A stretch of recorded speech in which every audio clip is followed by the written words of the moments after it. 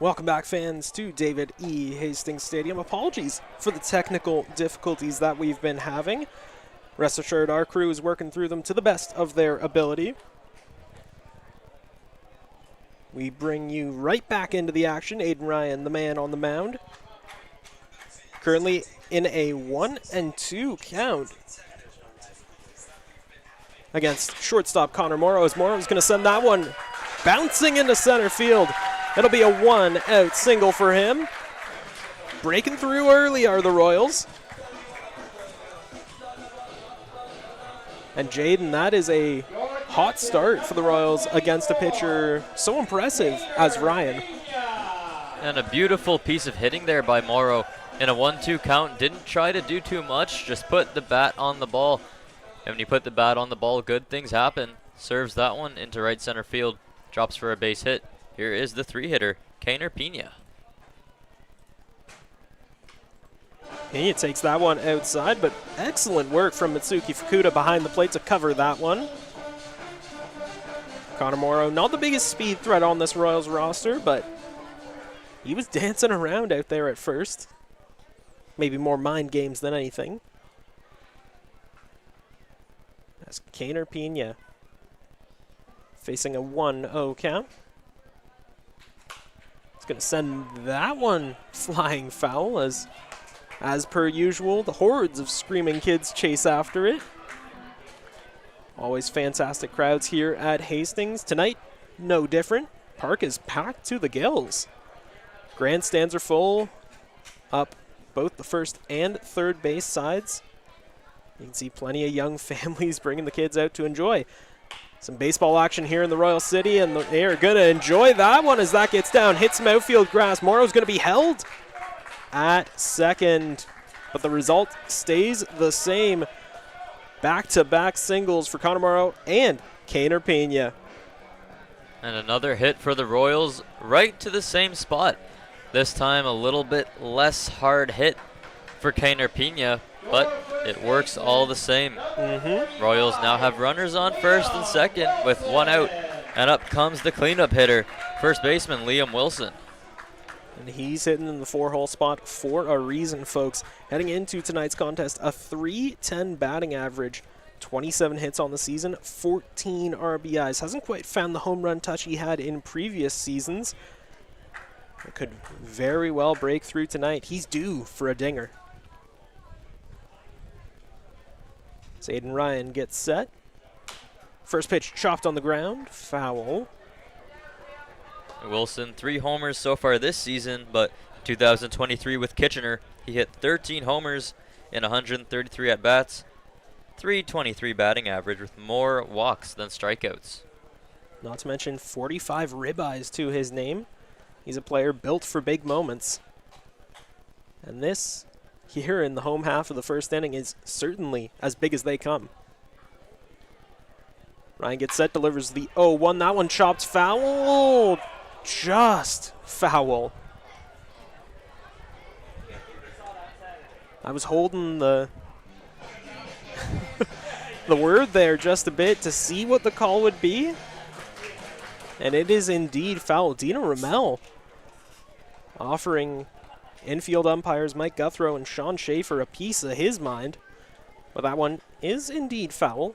Narrowly missed the bag, and I mean narrowly. One of the closer ones you'll see, and the home plate umpire has a perfect view of that ball.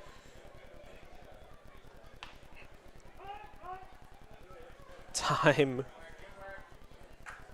called by the batter as Aiden Ryan shaking off 3 consecutive signs from Mitsuki Fukuda. Do you think he's got a certain pitch in mind for this 0-2? Well, I would say some off-speed to counteract the 2 foul balls that were just hit, but we'll see. We will see indeed. Looks like a fastball down the middle, but that one is going to be past Sadler Goodwin. Connor Morrow coming into home. Call that a 1-out RBI single for the man built for big moments, Liam Wilson. Big Red putting in the work. Cashes in one here in the first inning. And you go from a rock to a hard place. That's Garrett Takamatsu up there at the dish. And a little bit of luck playing in to the Royals' hand as that ball was tailor-made for a double play. The shortstop Sadler Goodwin just came up on it too quickly, not able to glove it. As Neil Sriwastawa would say, that one took a Hastings hop. Ryan's first pitch to Takamatsu, a slider down and outside, 1-0 the count. Takamatsu is batting .330 on the season in 112 ABs. He's got 6 homers, 33 RBIs, 12 walks, and just 15 strikeouts. In a season where some of the more reliable players on the roster, like J.D. Williams and Andy Leader, have fallen behind stat-wise, Takamatsu has been there to pick up the slack as he sends that one flying foul. Takamatsu with a huge season last year, batted .287 over 143 at-bats with 4 homers, 32 RBIs. 27-year-old hails from North York, not too far from here. Was an MVP with the Toronto Maple Leafs just a few years back, now returning to that MVP form this year. I'd be surprised if he wasn't one of the candidates come the end of the season, but of course, as soon as I say that, takes a big hack at a chase pitch outside, 1-2 the count. Yeah, that's not the pitch you're looking for there if you're Takamatsu. Now with a 1-2 count in Ryan's favor, Takamatsu is going to have to choke up protect. We'll see what he can do.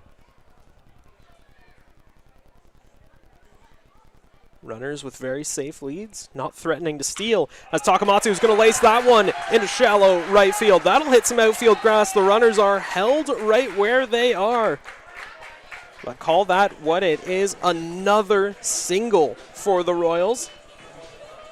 What's that, 3 consecutive now?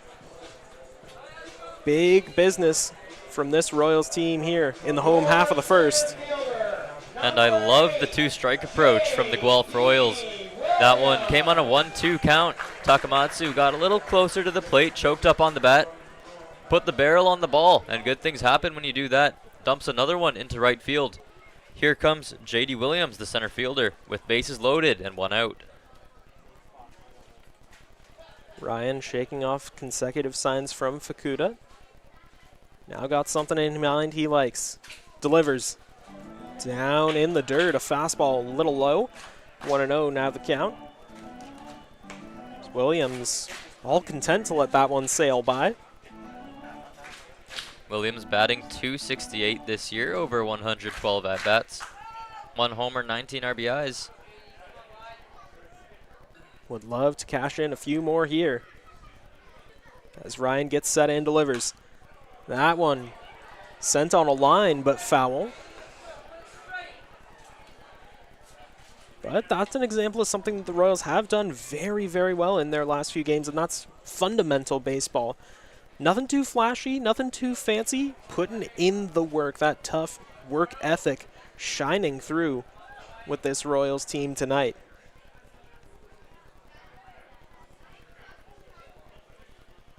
Aiden Ryan checks in on his runners. Delivers the 1-1. Ooh, a mean off-speed pitch. Looked like a changeup from where I'm sitting. 1-2 now the count. Yeah, Williams certainly looking for a fastball there, but now with the count at 1-2, you can't be too selective. Just do what the Royals have been doing all game. Bat on the ball. Keep it simple. No need to try any heroics here. We'll see what JD can do as he's going to chop that one into center field. That is not going to find the gap. A beautiful catch. Diving is Spencer Morin, but the run does come in to score. A great catch by the right fielder Morin, ranging all the way to his right. Spencer Morin, he's got the skills to pay the bills, flashing the leather out there, closer to center field than his post out there in right, but whew, my, oh my. Morin saving even more runs from getting put up on the board. Credit where credit is due. Big showing from him already in this one.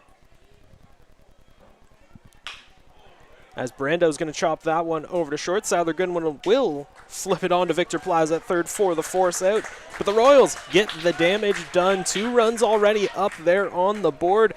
Can the Barnstormers respond in kind? Well, you will just have to wait and see. This is Guelph Royals TV, so don't go anywhere.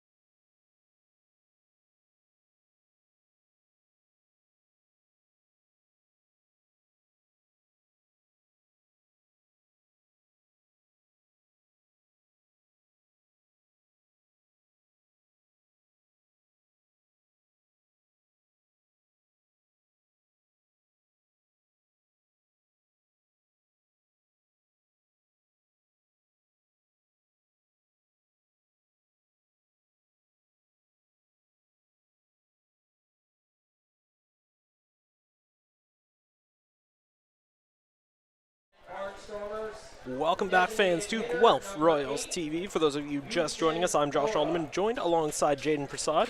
Mark Perry will be on the call a little later on tonight. Your Guelph Royals currently in the lead after a big home half of the first, leading 2-0 over the visiting Chatham-Kent Barnstormers. Claudio Custodio still up there on the mound. That one down for a ball. 1 walk, 1 strikeout to Custodio's name tonight. Check swing. Did he go around? Yes, says third base ump Sean Schaefer. Count now evened up at 1-1.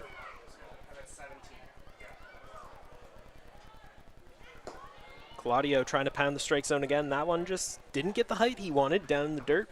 2-1 the count. Custodio seems very reliant on the fastballs and earlier on in the count, and then switches up to the changeup and the slider a little later on. I mean, from where you're sitting, Jaden, does it look like that's going to be the strategy going forward tonight for Custodio? Yeah, Custodio definitely doesn't want to let the Barnstormers batters see his off-speed pitches too early in the count. That's why he likes to start off with the fastball. And we saw a couple of changeups in the dirt to the batter Ota. Now with the 3-2 count, we'll see what he comes with. Looks like a fastball down the middle, but great defensive reflexes from Big Red Liam Wilson. Beautiful spinning stop over there at first. And just about saves a double by Ota there. 1 out here in the top of the second. What else can you say but what a play by Liam Wilson. That ball hit on a frozen rope. Hit the dirt just in front of Wilson. Was able to corral it. Get the out at first. Real nice play as Custodio hits the outside of the strike zone for strike 1 to the 6-hitter Mitsuki Fukuda, the catcher. So that one's going to be chopped into shallow right field, down for a single. Very similar to the singles that we saw in the bottom of the first by the Royals. Very textbook, simple, nothing flashy or fancy about it. Just getting the job done, as that's going to bring up the shortstop, Sadler Goodwin. And Goodwin certainly looking to redeem himself after that error in the first inning that cost the Barnstormers a run and further prolonged that inning, forcing Ryan to make even more pitches. Let the ball get past him. Off of a single from Pina. Now that's what really got it all started. Now looking to make things right. Takes a big hack at that first pitch, though. 0-1 the count. Fukuda. No signs of running there as that one's chopped foul. 0-2 now the count. The 27-year-old Goodwin hails from Nashville. Mainly plays shortstop, and in the first inning didn't have a great time. We'll look to pick it up after this. He's going to send that one sky high. Wilson and Leader chasing after it. Is he going to make it in time? No. Would have been out of play regardless. Sailing into the scores of fans up the first baseline here at Hastings. As we mentioned before, fantastic crowd packing the park once again. Love to see the Kingdom coming out to support the home side. Yeah, that one was almost caught there by a fan down the first baseline. Unfortunately, this is not banana ball, but would have made for a nice story. That it would. As the 0-2 from Custodio sent on a frozen rope, deep center field. Back is J.D. Williams on the warning track. No trouble at all. Looked like it was going to be a bit of big business there from Goodwin as he tried to redeem himself. That one, if the breeze was going a different way, could have been a different story. Goodwin just got under that ball. It sounded like he got all of it, but by the launch angle, you could tell it was going to be close. Nice catch there by the center fielder, J.D. Williams, tracking it down just shy of the warning track out in center. 2 down now in the second inning for Spencer Morin.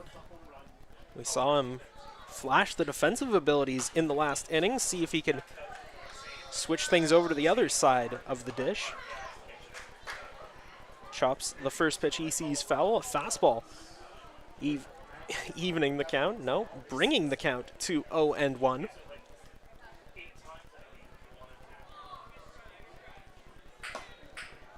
Claudio intentionally putting that one outside. You can see Kaner Pena framed up well into the opposite batter's box. Morin, 21 years old from LaSalle, Ontario, looking to keep this inning going. Tries to drop down the bunt. That one is going to be successful. A thing of beauty from Spencer Morin. He's having himself quite the night. And folks, we're only in the second inning. Baseball coaches everywhere are smiling at that beautiful bunt dropped down by Spencer Morin. And with his speed, there was no chance for anyone on the Royals to throw him out at first. Just a perfectly placed bunt, bringing up Trent Sillett, the first baseman. Just an excellent view on the situation by Goodwin, or Morin, I should say. Royals defense was playing out. He took advantage of that one as that one's going to be sent foul. That one is hit a long way down there. Just about back to Kathleen Street. Got a good amount of kids chasing for it, looking to exchange it for a freezy at the concession stand. The count is 0-1 to Sillett. Custodio checks in on his runners and delivers again a fastball that runs high. Shaking up Sillett, but looks like he's all right.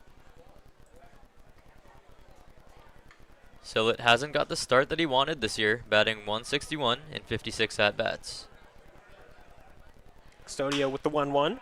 Chopped on the ground, Connor Morrow. Flips it onto Torres over at second. And that's the inning. So despite 2 hits from the Barnstormers, Custodio able to escape the inning with pretty much no damage done by the Barnstormers. Yeah, real nice job by him, just limiting the damage. Allowed 2 base runners, but nothing more. That's that MVP pedigree coming into effect. Such an impressive pitcher.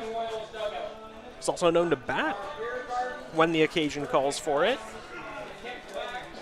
Back in 2022, had a couple opportunities at the plate, made the most of it, a plus 400 batting average. And yeah, he has made the rounds. Former minor leaguer, as we mentioned before. He's seen his fair share of baseball, but he's come back home to the Royal City. He has played a lot of baseball and has had a lot of at-bats in the minor leagues. He had 1,207 plate appearances and hit for a very respectable .244 batting average. Now, most of these at-bats came over 10 years ago. Custodio is now a pitcher only, as they call it. Custodio, 34 years old, but as many IBL batters and pitchers alike have shown,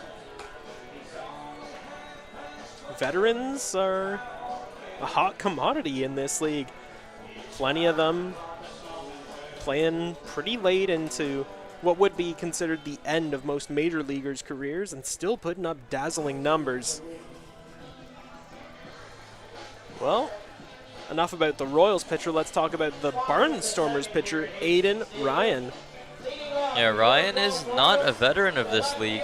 Last year, he was a rookie with the Barnstormers, pitched to a .446 ERA over 38 innings, 27 strikeouts, a little bit of an elevated walk rate, 23 walks. So far this season, he's pitched to a .503 ERA over 44 innings pitched. That is 6 games started. His first pitch, fastball down low, 0-1 the count.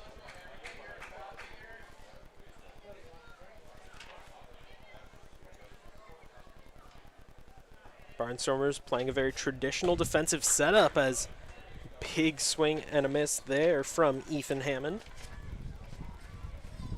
Hammond, the 22-year-old, enters tonight's contest, batting .226 on the season, 24 hits, 17 RBIs as well as he sends that one flying into deep right field. Spencer Moran's got a good read on it. Ranges over to his right and makes the grab.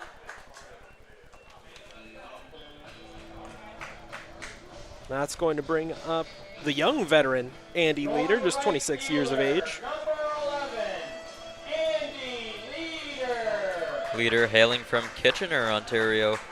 Last year hit to a .250 batting average with the Royals, over 112 at-bats, 2 home runs, 14 RBIs, and 7 stolen bases. So some nice speed there in the 9-hole. Of course, was a 3-time All-Star with his hometown club, the Panthers. Now looking to bring that pedigree to the Royals roster, a younger Royals roster this season. As he chops that one foul, evens the count up at 1-1. Leader this season batting .212, over 118 at-bats, just 1 homer, 6 RBIs. He does have 5 stolen bases, though. Chops it foul again, brings the count up to 1-2. That being said, for the impressive pedigree, the trophy cabinet that he brought to the Royals last season, really the strikeout has been an issue for him, a sore spot, if you will. Of course, lowered the batting average down to about .250. He was riding high through the dog days of summer last year, and he's going to chop that one foul. Spencer Moran chasing after it, but it is out of play. Leader this season, though, 32 strikeouts. Somehow second on the team in that category. J.D. Williams ahead of him with 33. We can see the Royals trying to cut down on their number of strikeouts. Today, their 2-strike approach has been working very well for them. Leader employing that very same approach. We'll see if he can put bat to ball. That one down in the dirt, no doubt about the call. Evens things up at 2-2.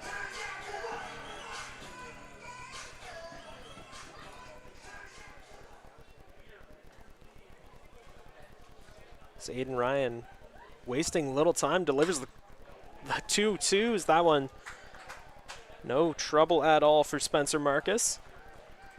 Came pretty much right to him. Leader looked like he was maybe sitting on that breaking ball. Sent it out to center field, but wasn't a problem for Marcus out there. A couple of pretty deep fly balls here in the bottom of the second for the Royals, but no damage done, as the Royals now will turn over the lineup to second baseman Franklin Torres.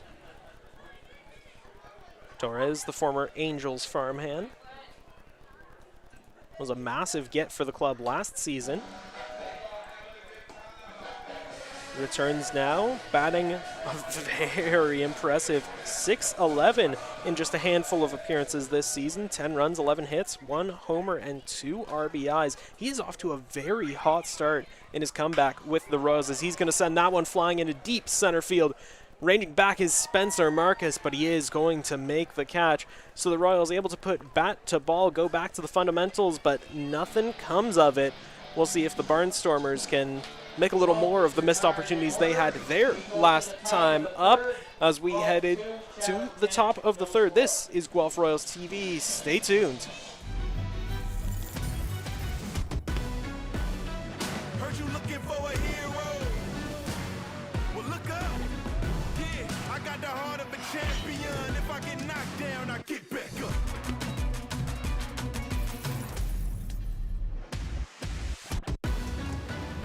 I got the heart of a champion. If I get knocked down, I get back up. Hard line drive up the middle. Whoa! Lindor out of nowhere. How did he do that? That Lindor can play. I don't know about that hair. And don't get me started on those gloves. I don't know. I kind of like it. It's time for a revolution. The Rev 1X by Rollins.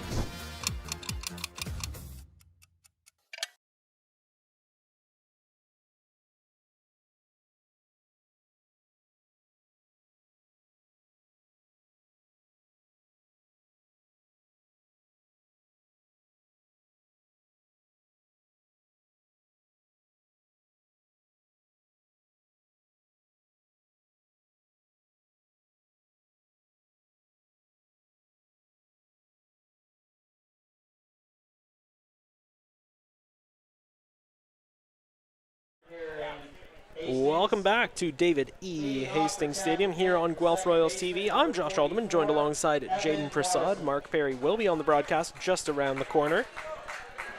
It's your Royals taking on the visiting Chatham-Kent Barnstormers, and the home side up to an early 2-0 lead. Defensively, the support has come on the mound with the big man, the former MVP, Claudio Custodio. Custodio spent 5 seasons in the minor leagues with the New York Yankees organization, the Blue Jays, the Braves, and the Orioles, making it all the way up to AAA. In 250 minor league innings, he pitched to a .338 ERA, so not a huge sample size as he's going to ground that one to short. Gloved by the shortstop Morrow, on to first, gets the out.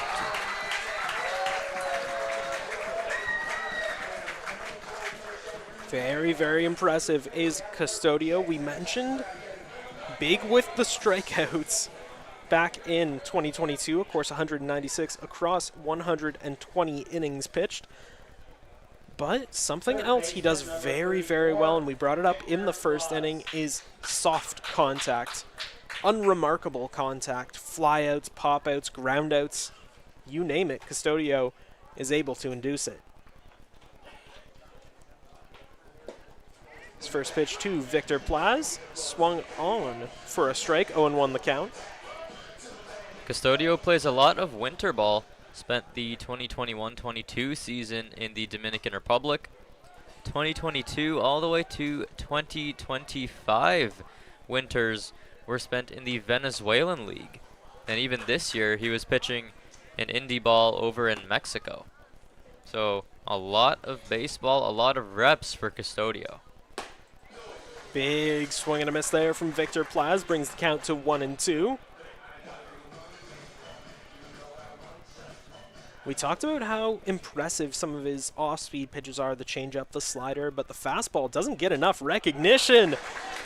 And it will here as he gets Plaz chasing with it for his second strikeout of the game.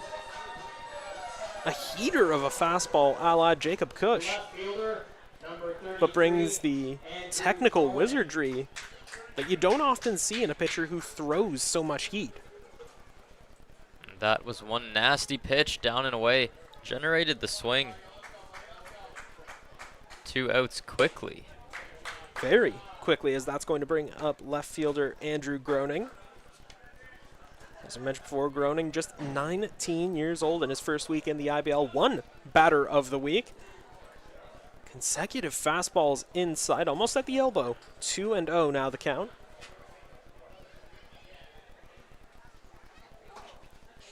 Royals defense playing about as straight up as it gets. Check swing there, no doubt about the call. 2-1 the count. And you can see Groening shaking his head, sighing, adjusting his helmet, taking a second to collect himself. He knew he shouldn't have gone around on that one, but he still did. That's how dangerous Custodio is. Able to induce swings like that, as that one's chopped softly on the ground. Connor Morrow ranging over to his left, picks it up, flips it onto first. 3 up, 3 down go the Barnstormers here in the top of the third inning. Some very nice defense in that inning by the shortstop, Connor Morrow. The first play where he was ranging to his right, and then that one ranging all the way to his left. He was pretty much in front of second base when he gloved that ball. Made the quick transition and the throw onto first. Some very fundamental defense from Connor Morrow. Of course, the IBL playoffs coming up just around the corner, just a few weeks' time from now. Both teams will be looking to get as many pitchers in as they can, try and qualify them to be eligible for the playoffs. You got to hit a certain inning minimum. So if you can share the load, spread the wealth around, get as many guys, as many innings as possible in a given game, that does go a long way, especially with just a few weeks left in the season to boost up the numbers for some of your new signings. Such is the nature of the IBL.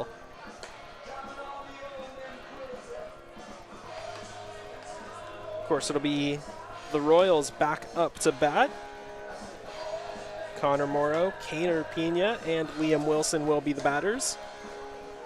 And those three were the guys that got things started, got the party started back in the bottom of the first inning.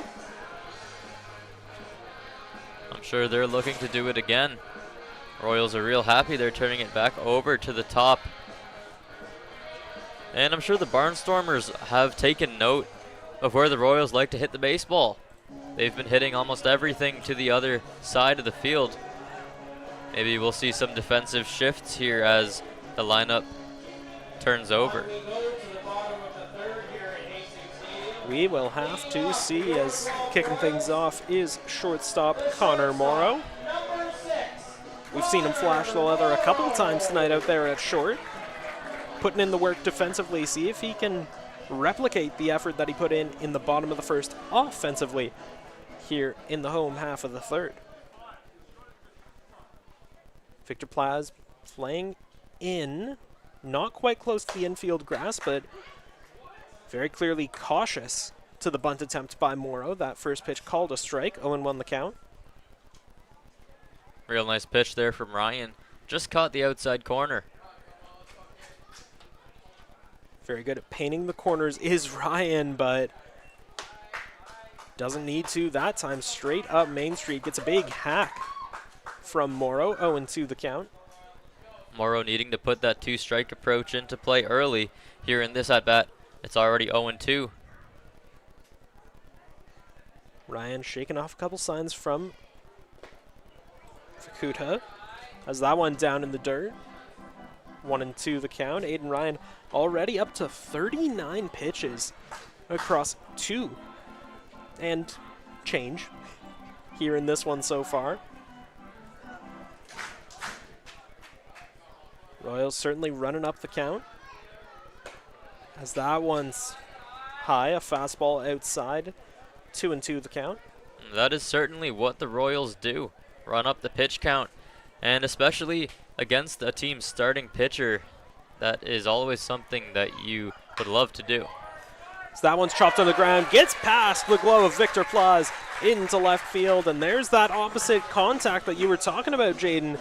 Sending things a different way, shaking things up here in the bottom of the third. And another misplay on the infield for the Barnstormers, this time from third baseman Victor Plaz. just didn't play that ball too well. He was looking to get the hop on the forehand, but just misread it. Yeah, the hop never came.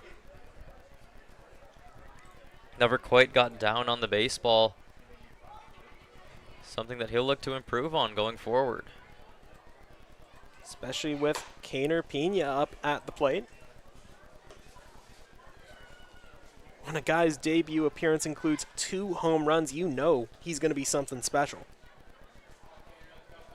308 batting average entering tonight. 6 runs scored, 9 RBIs to his name. Pena spent 7 seasons in minor league baseball. All 7 of those came in the Los Angeles Angels organization.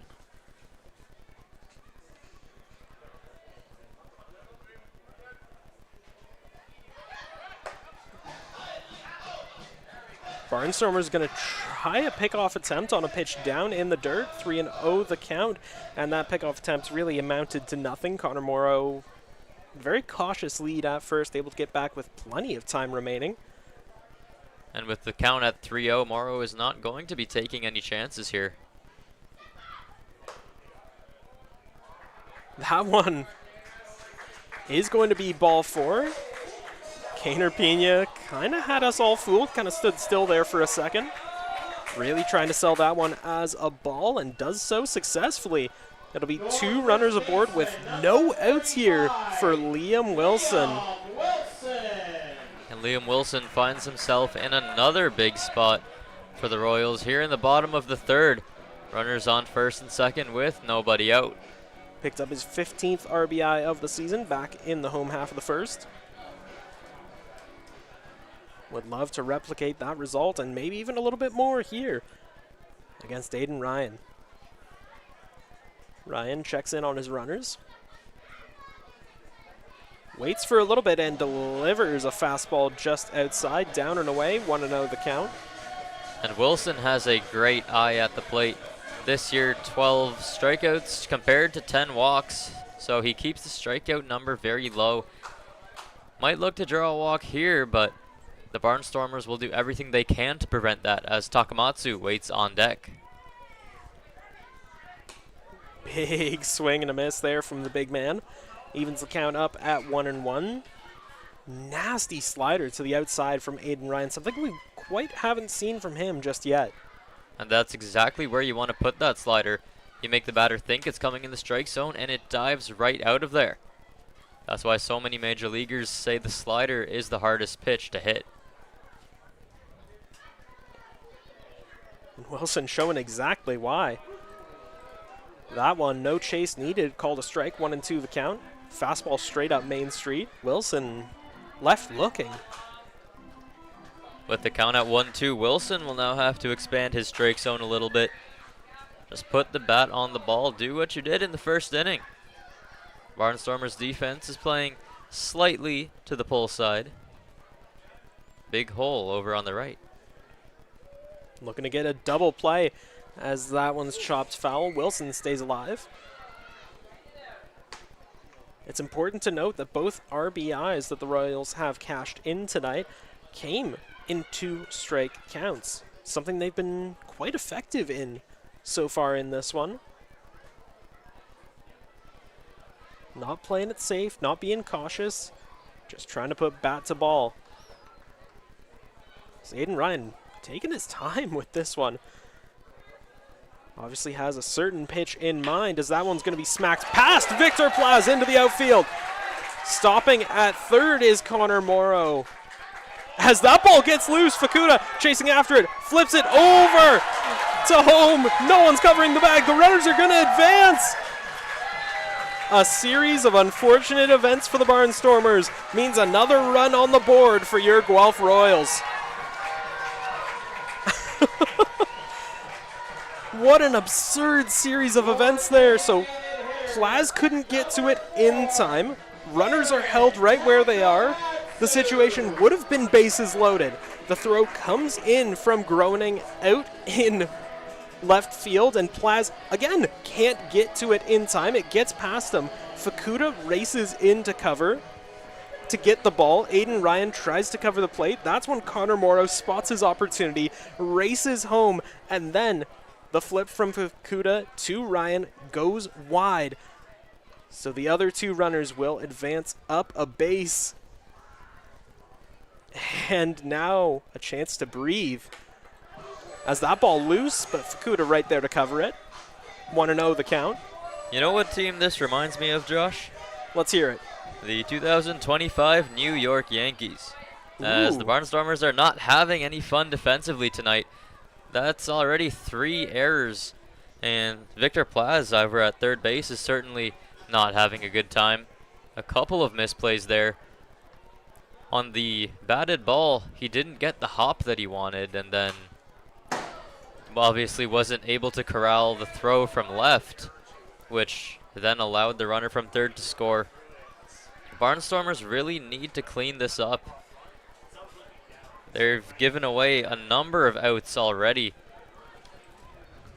Yeah, Goodwin and Plaz, they've got their work cut out for them throughout the rest of this one. And it is a shame since they are such great defensive players, reliable guys. Light's just a little too bright here at Hastings tonight. There's always a mental aspect to it too. Always. Sometimes the errors can just start to spiral. As that one's chopped on the ground, it is going to be a fair ball. Takamatsu's going to advance up to first. As Victor Plaz unable to make the throw in time. I mean, trying to place the tag on Kaner Pena over there at third. Immediately called safe, and Plaz basically watched Takamatsu waltz his way up to first base. It certainly looks like Plaz has lost a lot of confidence in this inning. Never looked like he wanted to throw that ball over to first base, and just kind of made contact over there with Pena at third base. Kind of expecting to get some sort of interference call, but as Pena was standing on third base, there was no call to be made. Bases loaded with nobody out here for the Royals, who continue to capitalize on these errors from the Barnstormers. First pitch fastball outside, 1-0 the count. J.D. Williams, the man at the dish. Hasn't had the best season so far, but as we've seen many times before, one swing is all it takes to turn your season around. As Ryan gets set, checks in on his runners, and delivers the 1-0. Fastball high. J.D. Williams, that veteran eye coming into play once again, letting that one sail past. 2-0 now the count. And this is what happens when you make your pitcher throw unnecessary pitches. Aiden Ryan certainly looks to be getting tired. His pitch count has already been run up. Up to 55 now. Yeah, it's only the third inning, and Ryan looks to be tiring out a little bit. Williams takes a big hack at that one. He had only one thing on his mind, and it certainly wasn't swinging and missing. 2-1 now the count. Of course, we mentioned how important it is to get your relievers as many innings as possible to qualify them for the playoffs. So with how tonight's game is going so far, it wouldn't be too surprising to see Aiden Ryan get the hook after this inning. Williams takes another hack at that one. As we mentioned before, leads the team with 33 strikeouts. Williams is kind of helping out the pitcher, Ryan, here. He took a big hack at one earlier in the count. That was nowhere near the strike zone. Williams a little too swing happy here. Ryan does not need any help right now from the Royals. The veteran eye firmly closed, as Williams going to put bat to ball on that one, but it sails foul, staying alive. Count remains 2-2. I'm sure Ryan appreciates the swings and misses from Williams, and he would love another one right here. One out would do great things for the Barnstormers, as they could play with their whole defense back for the double play ball, but they've got their work cut out for them still. As Williams is going to chop that one on the ground, foul. Had Victor Plaz fooled for a second there. He was chasing after it, but no dice. Williams stays alive. 2-2 remains the count. Aiden Ryan This next pitch will be his 60th of the outing so far, and it's not even through the third inning yet.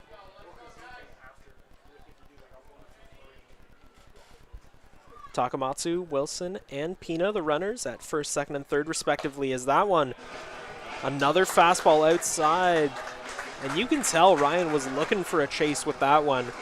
Placed just a little outside the zone, exactly where he placed the previous 2 strike pitches. The ones that got Williams swinging. Now a full count on Mr. Left Turns Only. Let's see what he can do. As Ryan delivers, that one sent sky high. Chasing after it, Sillett, Morrison, and Morin, and no one's going to get to it in time. Both Sillett and Morin well into in what a bigger ballpark would have been out of play into the stands, but here at Hastings, it's natural grass out there up the first base / right field line. Same with the left or third base side. So you can see them exchanging pleasantries, high-fiving a couple kids on their way back. You love to see it.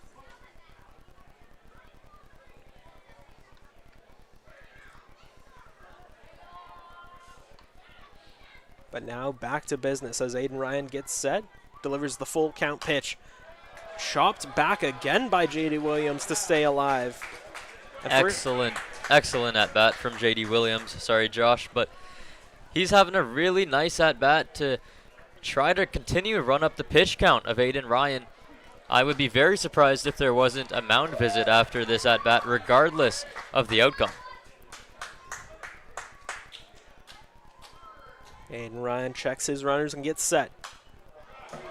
Williams really leaning into that swing, making the most of it though, staying alive once again as that one bounces off one of the speakers here at Hastings. Those poor things have taken enough damage in their time. J.D. Williams looking for a base hit or ball 4 here. I'm sure he would prefer a base hit, as it might even score 2 with the way the outfielders are playing. Yeah, very deep are the outfielders. Almost respecting the power that Williams brings to the table as he chops that one back again, staying alive and running up the pitch count. For a guy who's swung and missed on so many pitches this season, to see him make contact must be a source of comfort for Dino Ramel and the Royals staff. And this is that 2-strike approach that we've been talking about all night. It's the same one. Certainly is working for the Royals so far. J.D. Williams surely is loving it. Not sure quite how many pitches that is in this at-bat. It's got to be at least 10 by now. Up to 12 pitches in this at-bat now as the payoff pays off for Aiden Ryan. Picks up the strikeout, and JD is none too pleased. To be fair, though, he ran up Aiden Ryan's count. He stayed alive for as long as he could. Though the result is nothing that he would have liked or the Royals would have liked, it shows signs of improvement, shows signs of promise. See if he keeps swinging away with a little more caution his next time around. With Williams retired, that is going to bring up second baseman Brando LaRue. Third baseman, I should say.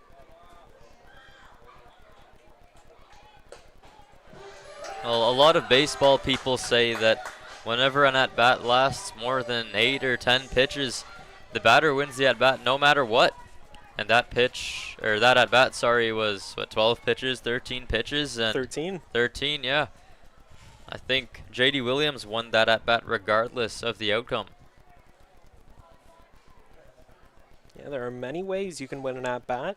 Running up the pitch count is one of them as LaRue's going to smack that one into shallow right field. Spencer Morin ranging in, makes a beautiful catch, and the throw, absolute cannon out there. Right in time. Pina would have been miles out if he had attempted to run. Great defensive play from Spencer Morin tonight.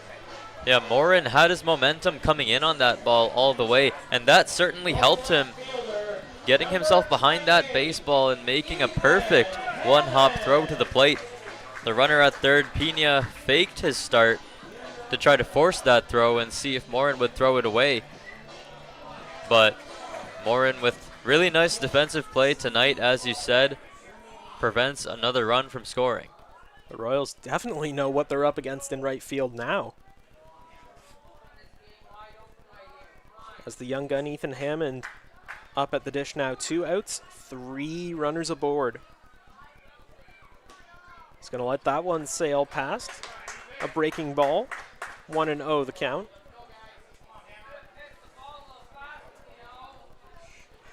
Aiden Ryan really taking his time. Seems like the Royals have started to get to him. You mentioned before, Jaden, baseball is as much a mental game as it is a physical one. And Ryan looks a little shook up there on the mound, as that one's going to be sent into left field by Ethan Hammond. 1 run is going to come in to score. Liam Wilson being held at third, but the bases remain juiced here with 2 outs. And now the score, 4-0 for your Royals. Well, Josh, it was only a matter of time before Ryan made a mistake, and credit to him, it didn't come until 70-ish pitches, really, into the game, but that one was left right over the plate. Ethan Hammond sent it into right field, a textbook piece of hitting. And yeah, that's what running up the pitch count will do. And although... Oh, hold the phone here. Liam Wilson heading to the bench.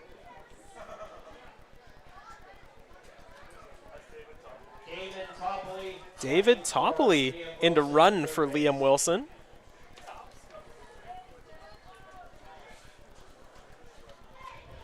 That is really interesting. Yeah, Not quite sure what that's all about. It didn't look like Wilson was banged up. He wasn't limping. He wasn't showing any signs of injury. We have mentioned in previous broadcasts the amount of times that he's been hit by pitches, up to 12 now on the season, leading the league in that category. Near the top of the league in that category, I should say. Could just be an early night's rest for the big man. He's done more than enough work tonight. Certainly. Here's the right fielder, Andy Leader, batting 9th today. Defense is shifted slightly, ever so slightly, to the pull side. The third baseman, Plaz, is guarding the line. Leader looking to continue this big inning. He's going to chop that one foul. 0-2 now the count. That 2-strike approach is going to come into effect for Leader. At this point in time, not even looking to run up the pitch count, just looking to put the bat on the ball and see what happens. We've seen in this game that putting the bat on the ball, anything can happen. LaRue, Takamatsu, and Topley, your runners at first, second, and third. As Ryan delivers the 0-2 fastball outside. Looked like a 2-seamer, had a little break to it right there at the end, but still wasn't enough. 1-2 now the count. Barnstormers infield playing about as close to the outfield grass as they can get. Looking to prevent any ball into the outfield that could score 1 or more. As Ryan delivers the 1-2. Big swing and a miss from Andy Leader, and the Barnstormers get out of a jam, but not before allowing 2 more runs. Stay right here on Guelph Royals TV because the fun is just getting started.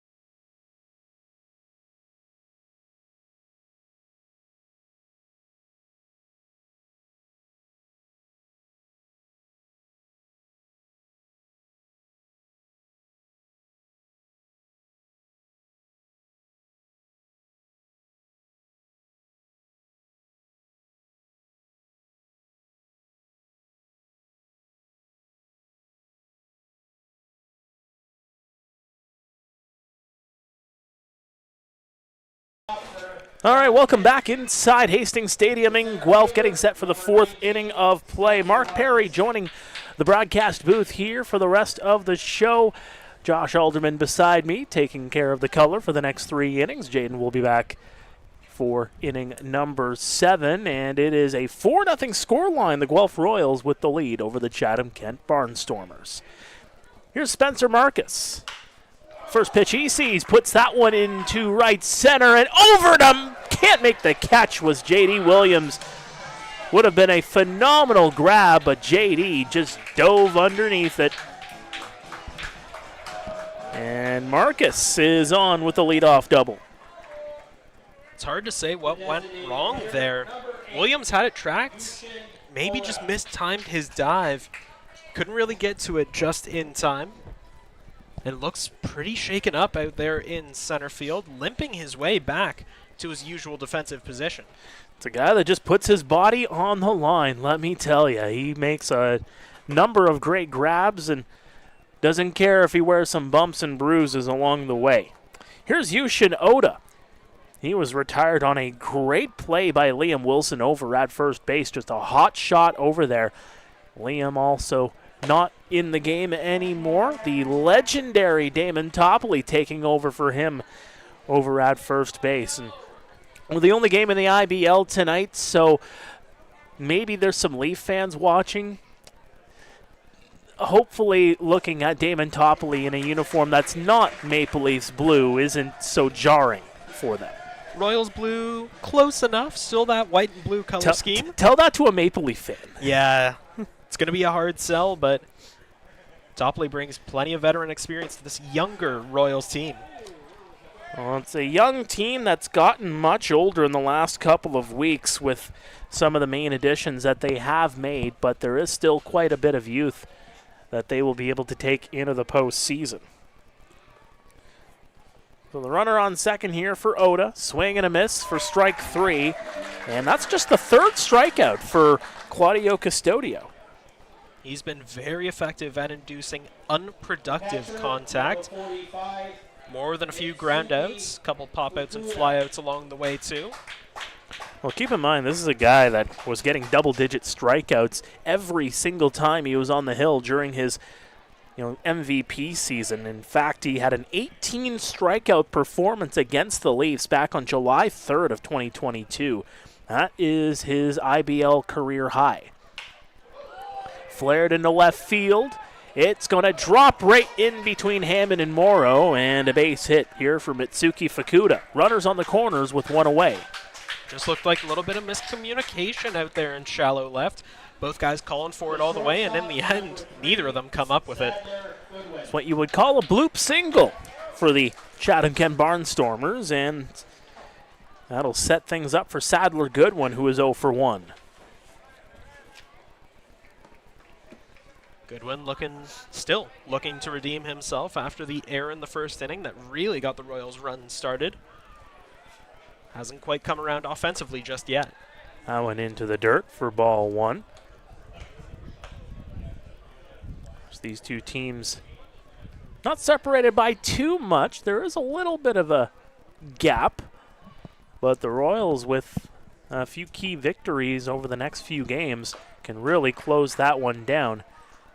It's really Chatham-Kent's position to lose in 4th place in that coveted home field advantage spot in the first round of the playoffs. We'll touch on that more in just a few moments.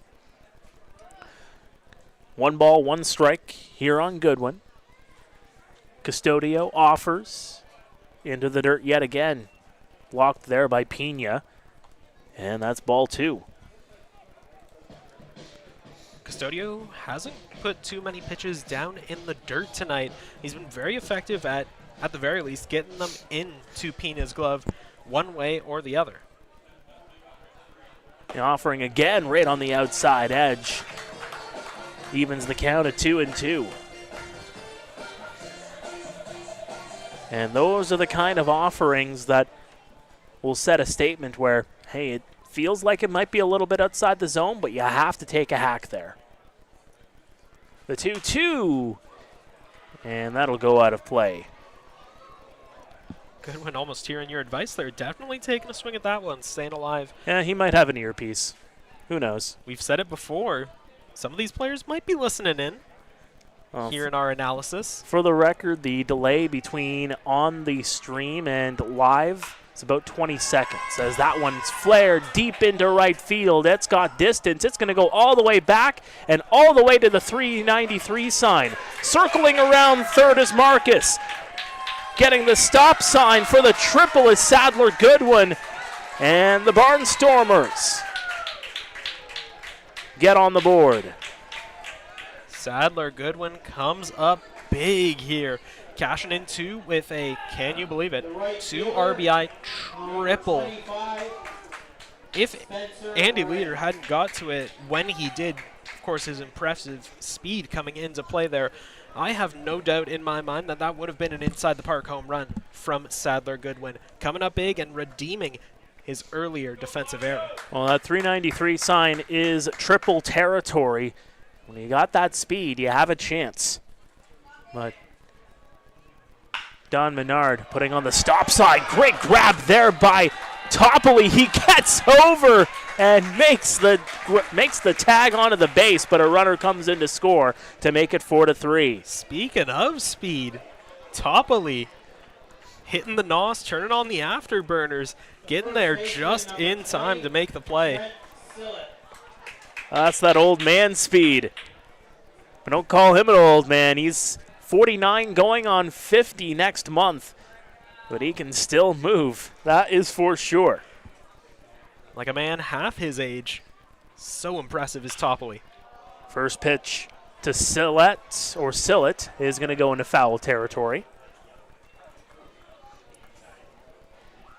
Topley, a veteran of the IBL, closing in on almost 15 years now. Well, how old are you? What's your birth year?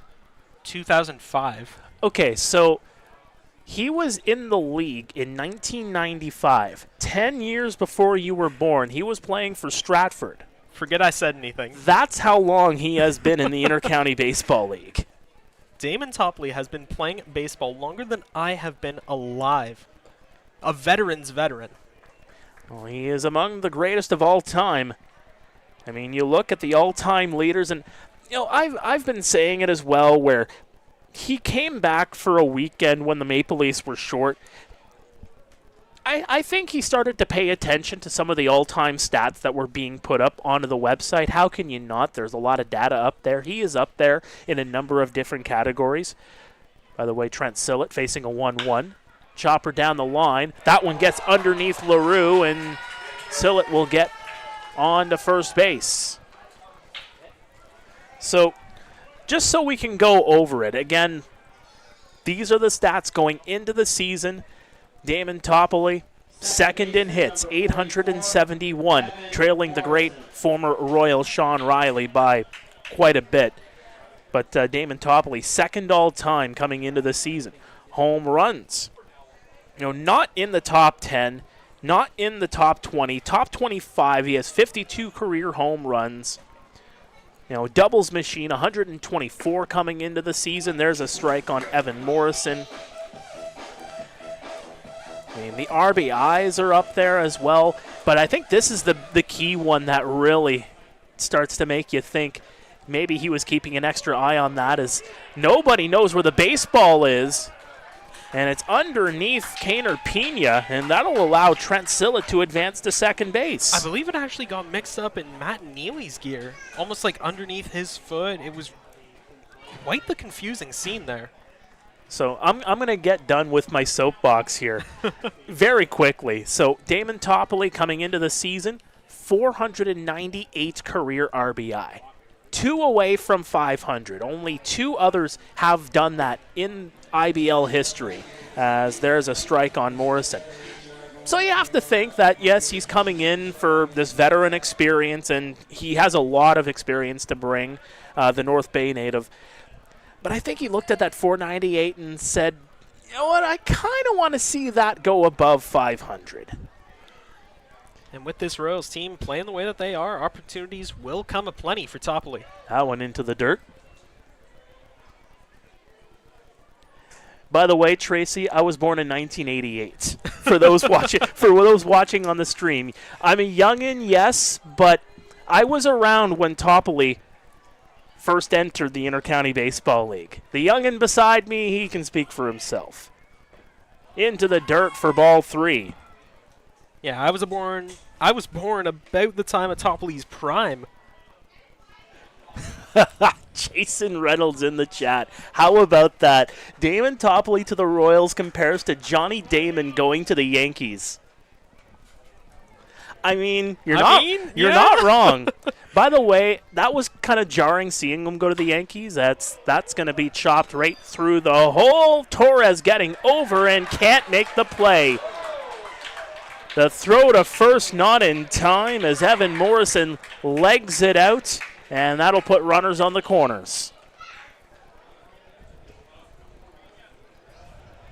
That is about as close as you can get when it comes to a race between the throw and the runner. And we're going to see a mound visit here for Custodio. Not quite a call to the bullpen, though. We do see a few arms warming up for the Royals. And again, Torres had to go a long way to get that baseball from second base. He was hitting it so deep into that gap that even I thought it was just going to go through for a base hit. But Torres, really surprising a lot of people, myself included, getting over there in time. Even if he makes that grab, it's a close play at first with the speed of Evan Morrison. And, just beats it out by about a step and a half.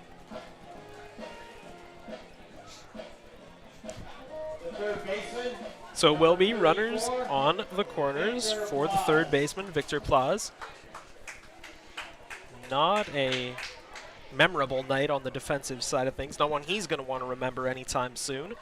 See if he can turn things around on the offensive side like his battery mate, Sadler Goodwin, did not too long ago.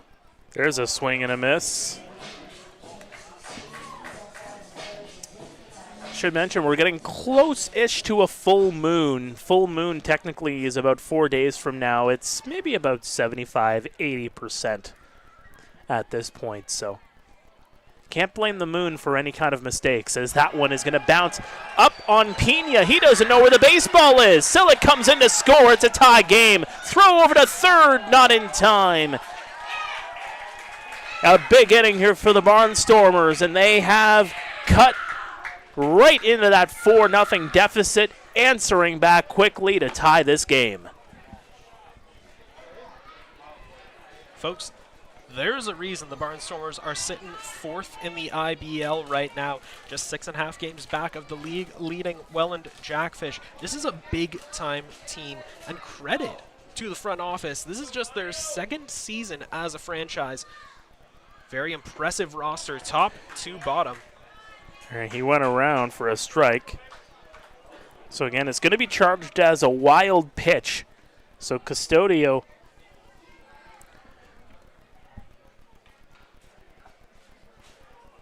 That's exactly what it was. Custodio just lost control of it, put it down in the dirt. Not something he's going to want to try again. That one bounces down into the dirt yet again, but Pena with a good play.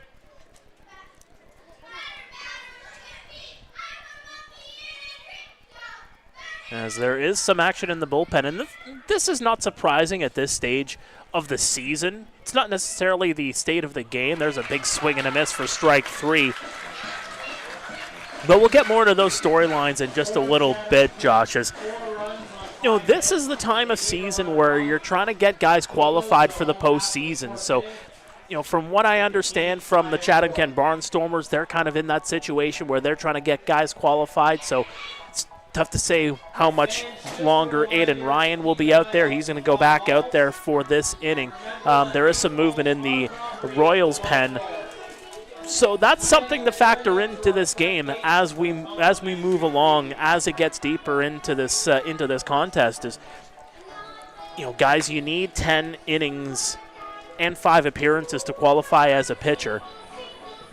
And there are some guys that are just on the outside of that. So both teams are cognizant of that, and they don't have much longer to work with that too. I mean, after tonight, Guelph has just 6 games left after tonight.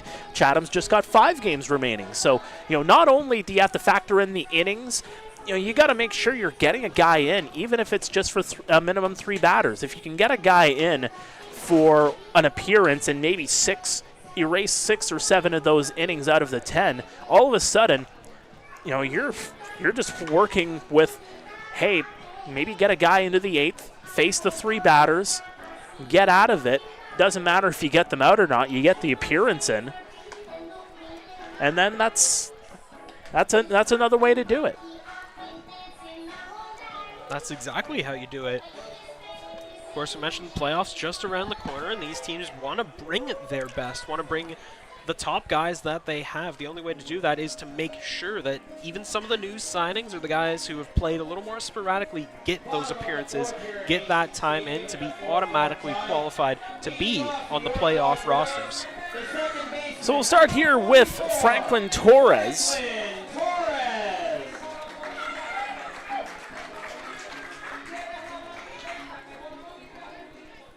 The former LA Angels farmhand.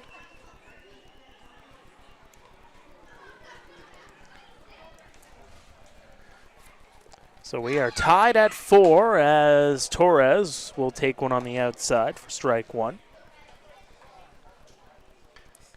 It's 0 for 2. Ground out and a fly out. That one downstairs, missing at the knees. The Venezuelan was a massive pickup for the Royals. Across regular and postseason, a .333 batting average last year, 40 hits, 16 ribeyes as well. 1-1. That one missing again. It's obvious that the Royals have title aspirations by bringing him back. Key piece of the roster last season that helped push them into the Dominico Cup finals. Well, and look, I've talked with a number of teams in this league as that one's flared high deep into right center field. Getting a beat on it there is Morin, and he makes the catch, 1 down. I've talked with a number of teams, and one of the common things that I have been hearing is that nobody wants to play the Royals in the first round. You have a top 4 team in this league. Say if the Royals make it in the 4th, sure. But if you're Welland, if you're London, if you're Barrie, you are strong teams outright. Probably not going to play Welland. That's probably going to be a 1st versus 8 matchup, likely Welland versus Kitchener, maybe Welland versus Toronto if things end up working out for the Panthers and they pass the Maple Leafs, as that one will go and miss for ball 1 here on Connor Morrow. If you're Barrie and you're London, you have a great 42-game season, and your reward, you have to play the Guelph Royals, who beefed up at the deadline. I mean, are you kidding me? And Guelph has played both of those teams tough, especially late, as that one's put high into center field. Spencer Marcus makes the catch. And you look up and down this roster, it is a murderer's row. On the pitching side of things, you got guys like Jacob Cush, Claudio Custodio, even new signings in Antonio Frias and the returning Andrew Case. Massive names that are going to come up big for the Royals. On the offensive side, you have former MVP Garrett Takamatsu. You have Venezuelan dynamite Franklin Torres. You got veterans in J.D. Williams, Andy Leader, Topley, Burdett. The list goes on and on and on. Whatever you can think of, the Royals have 1 or 2 guys of it. Well, here's Kaner Pena, the 0-1. That one's put into right field, and just enough to go down for a base hit. And now here comes Damon Topley, number 37. His first plate appearance, not with the Toronto Maple Leafs, in a long, long time. As mentioned, an original Stratford Hiller will step into the batter's box here. I believe that's what I was trying to make reference to earlier on. Over a decade plus, close to 15 years with the Maple Leafs. I mean, we're talking 20 plus. I mean, really? 1995 partner, that's 25, that's 35, that's 30 years ago. And I'm not saying he played all those 30 years. Stints on and off in that time, but he's always come back for more. The game always finds a way as that one goes right at the knees for a strike. We are on milestone watch here for Damon.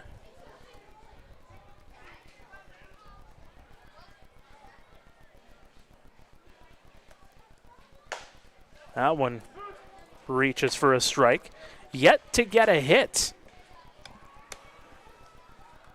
Don't believe he had a hit with the Maple Leafs earlier on this season. I'd have to double check. Just 2 games, I believe. Yeah, no, he did not have a hit. As that one's put high and deep down the line, it's got a chance, and it's going to drop foul. No, he was 0 for 6 with the Maple Leafs in those 2 games on that weekend series. Did draw 2 walks, though. Yeah, did get a couple of walks, struck out twice. Again, he played against the Kitchener Panthers in both of those games. It was a home-and-home series. As that one's put into center field, too much air underneath it, and Spencer Marcus will make the catch. That'll do it here for the 4th inning of play. The Chatham-Kent Barnstormers have come roaring back. A 4-0 deficit erased. It's 4-all here at Hastings Stadium in Guelph. Stay with us. You're watching Royals TV.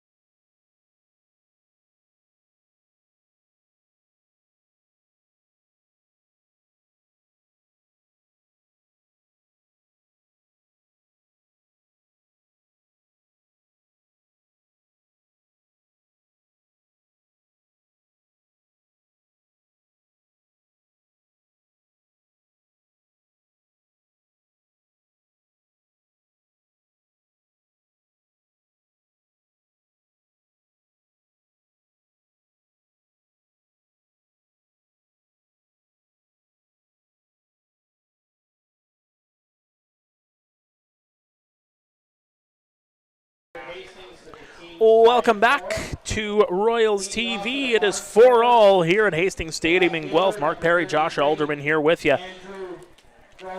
As Andrew Groening steps into the batter's box here, he will take on a new pitcher. Out is Claudio Custodio. In is Kyle Thomas. Kyle Thomas, the former Tigers prospect. 6.76 ERA entering tonight's contest across 2 games played. Has 4 innings pitched. 5 Ks to his name. No walks given up in the season so far. As that paints the outside edge for strike 1.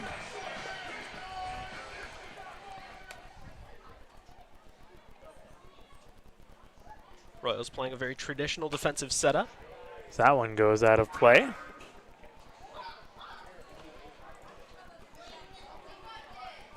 Kyle Thomas, similar to Custodio before him, throws plenty of heat, but is known to switch in the odd breaking ball.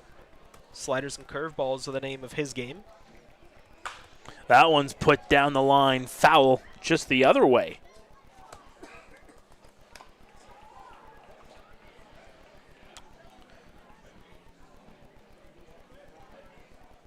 already an 0-2 count in this at-bat on Groening. As we mentioned before, many times over, was last week's IBL Batter of the Week, his very first week in the league.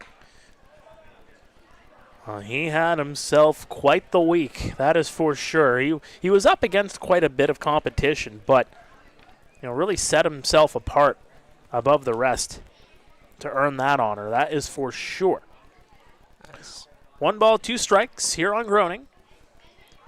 Thomas, the offering. That one's put high and deep to left center field and grabbed on the run there by J.D. Williams.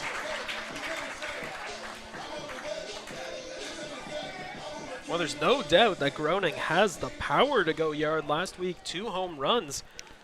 His very first 2 in the IBL, but that one comes up just shy. J.D. Williams there in time. Well, look, and the fact of the matter is, the Chatham-Kent Barnstormers have been hitting the ball hard in this game. A number of those baseballs are leaving the park in about 2 or 3 different ballparks in this league. They have hit a lot of balls right to the signs, right in front of the warning track. They're just not getting the luck. As that one's put high and deep. Still in the ballpark, though, and J.D. gets over to make the catch. Spencer Marcus retired for the second time today. And of course, as soon as we mentioned it, there's that hard contact again. The Barnstormers got a good read on Custodio, the pitches that he was delivering, able to capitalize, as seen with those 4 runs up on the board. Now continuing that trend with Thomas on the mound. Well, Yushin Oda is 0 for 2. First pitch in for strike 1.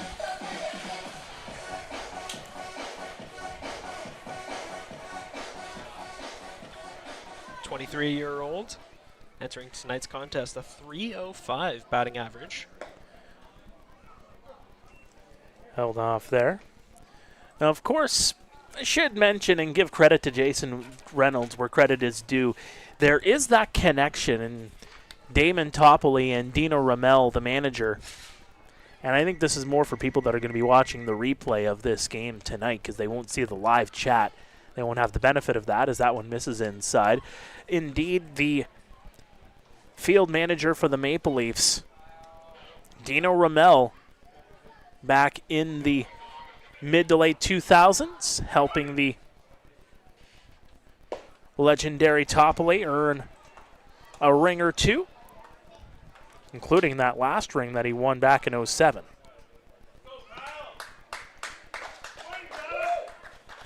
The home side in full voice tonight, or the home crowd, I should say. That one's fouled back. There's a number of Barnstormers fans that did make the trip. More than a few. Yeah, a lot of them making it known, their presence, that is for sure. Plenty of red, black, and gold in the crowd tonight. And appeal over to first. And they're going to say he didn't go around, and Oda will take the base. Fans not too pleased with that call. Royals fans, I should say. Barnstormers fans clapping, appreciating it. Gets their guy on board, why not? That is going to bring up the catcher, Mitsuki Fukuda, former Ottawa Titan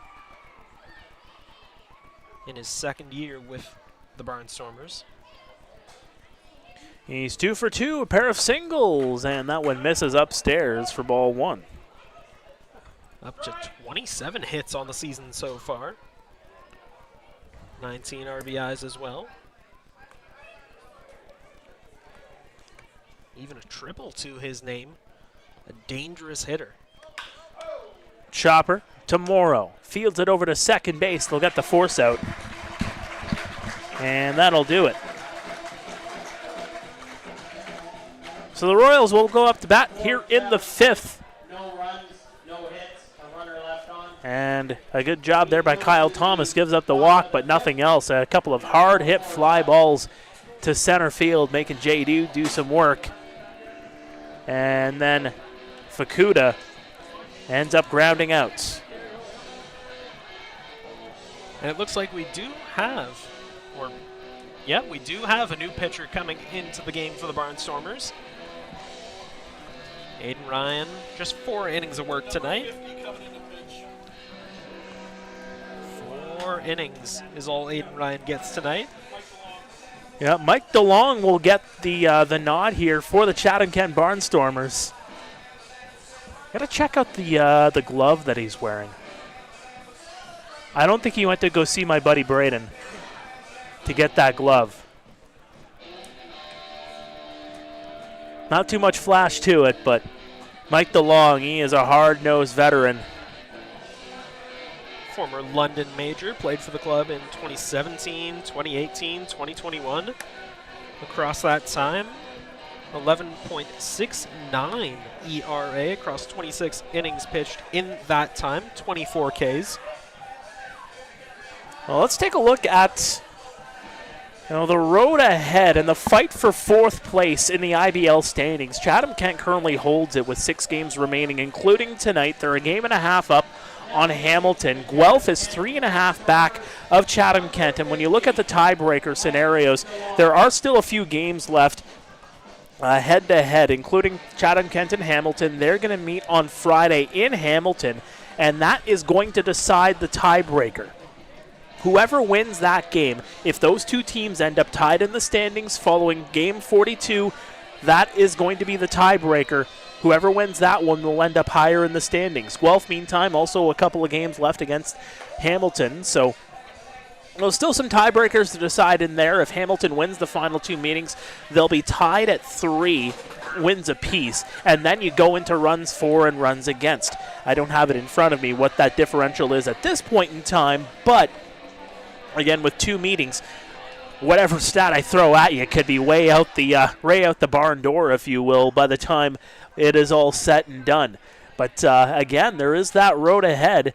7 games remaining for Guelph, including tonight. Hamilton, 7 games remaining after tonight as well. So there is a little bit of a gap between the Barnstormers and the Royals here, but that can quickly be erased if Chatham-Kent, quite frankly, if they end up dropping a few games, especially against these head-to-head competitors, because really at the end of the day, for all 3 of these teams right now, they control their own destiny. And it's all going to be for that fight, for that 4th spot. And quite frankly, there isn't much of a separation between Chatham-Kent going up into 3rd place either. And same can be said with Guelph, looking underneath them with the Toronto Maple Leafs, just about a game back, I believe. That is correct. 1 game back. First pitch from Takamatsu is going to go in behind and out of play. And that just goes to show you how quickly fortunes can change. You got the Maple Leafs hot on your heels. You've obviously built this big-time team that's seemingly designed to go further into the playoffs. So you have to make the most. You control your own destiny. Like you said, partner, everything lies in the hands of these teams. Guelph, Hamilton, and the Barnstormers especially. Pitch outside for a 1-1 count. Tack 2 for 2, a pair of singles. Mike DeLong so far this season, 2 games, 2 innings pitched, a 0.00 ERA, has given up a hit and 2 walks, and has yet to strike out a batter in his return to the IBL.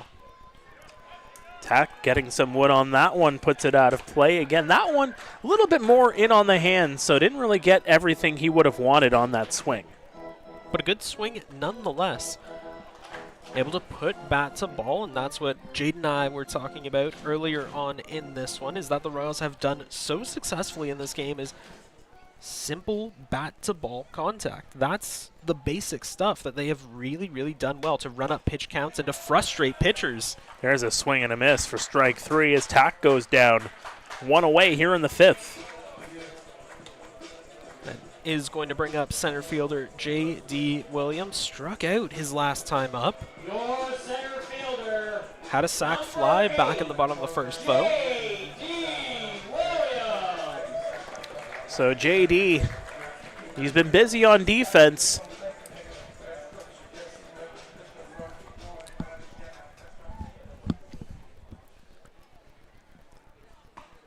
And that one goes across for strike one. Someone making a nod to the Oshawa Dodgers. Imagine Oshawa coming back into the IBL. And again, no secret about it. There's a 10th team contemplated for the Intercounty Baseball League, as I think everybody wants to get that even 5-5 split with the divisions coming up. And I mean, if I had my pick, I mean, Oshawa's a great location to have that. Not too far off the grid, and you can easily make a good East Division with them included. Chopper back. And some players also have some history out there. That's the best part of the IBL, is these local connections that could draw clubs into those areas, something that really fosters a connection with the communities in those areas. That one gets over the head of DeLong and into center field. Base hit here for JD.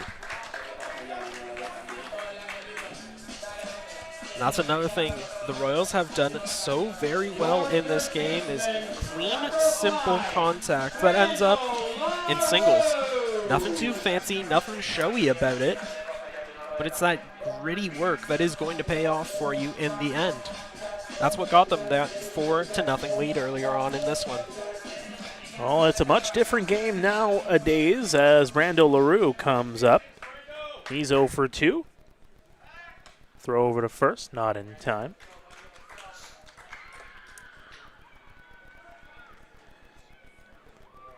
LaRue's last time up. Flared one out to the right fielder. That'll go across for a strike, just around belt level. Waiting in the wings, should the Royals escape the double play situation, is Ethan Hammond, left fielder tonight. Back over to first base. Not in time. Nothing going there. J.D. Williams, the speed demon, staying with it. There he goes. Throw into second base, and not in time. Good jump there from J.D. He was safe going the whole way. Had the pitch read from the start, knew he had an opportunity to fly. Picks up his 5th stolen base of the season. Very impressive numbers from the guy known around these parts as Mr. Left Turns Only. He doesn't have to swing for the fences, just a guy that needs to get on base and let the guys in behind him drive the rest of the way. A guy that can go from first to home with a deep fly ball, as that one goes high and into the glove of Evan Morrison, as it doesn't leave the infield. 2 away. Well, Mike DeLong in the game here, into his 3rd appearance of the year. As we have talked about before, this is the point in time where we're just trying to get guys qualified for the postseason. So it makes sense to have DeLong in for his 3rd of 5 appearances needed to qualify. Still needs to get the innings, though, so be interesting to see how long he goes. Just 2 2/3 coming into tonight's game. There's a number of players that still need to qualify via the innings pitched. That is for sure. We saw Claudio Custodio into this game, and another performance from him, as that'll miss downstairs for ball 1 here on Ethan Hammond. Claudio going 4 innings, giving up 4 runs on 7 hits, struck out 4, walked 1. And again, you don't really need him to go 7 or 8 innings in this one. It's just a more of, hey, get him in for a limited amount of innings, turn it over to the next guy, like we saw with Kyle Thomas coming into the game. He still needs some innings and appearances to get in to qualify, so you don't want to eat up all your innings. Even if Claudio is pitching to IBL MVP level, like if he's pitching to that level, sure, but you still need to get guys like Kyle Thomas, guys like Antonio Frias to get qualified for the postseason, as that one misses on the inside. And that really seems to be what the Royals front office has been doing the last little while, acquiring veterans, guys who aren't going to be headed back to school come September when the Royals need them most. The 3-0 right on the outside edge, and twirling the bat there was Ethan. He thought he was going to walk on over to first base, but he's got to take another hack at this. A good job trying to sell the call that he was looking for, but nothing going for Hammond. Now faces the 3-1 count.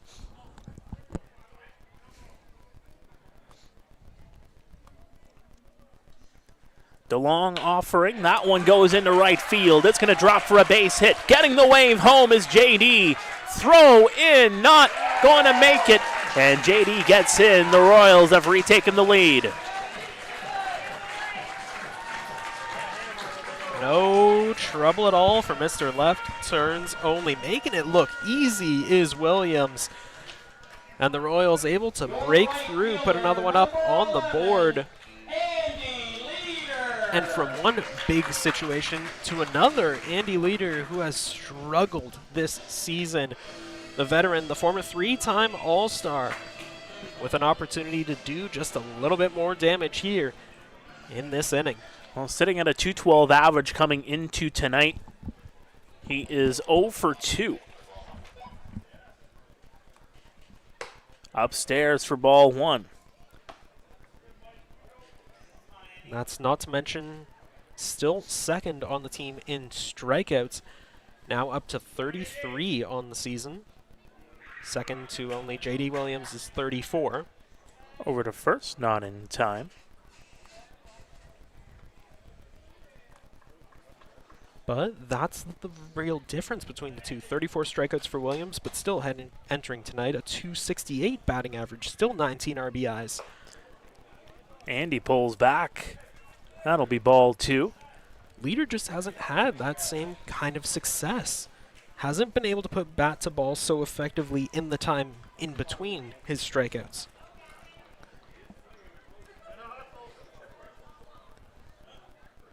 Try again with the 2-0. That one's popped back in behind the grandstands here at Hastings Stadium. Well, that's the thing, right? With Andy, it's, maybe it's something between the ears. Who knows? Batting .250 last season. Had a later start to his Royals career, getting moved over in, I believe it was mid-June a year ago. Had a big playoff, big home run against Welland in the second round, as that'll go across for a strike, 2-2 count. But he's a veteran, and he's a guy that,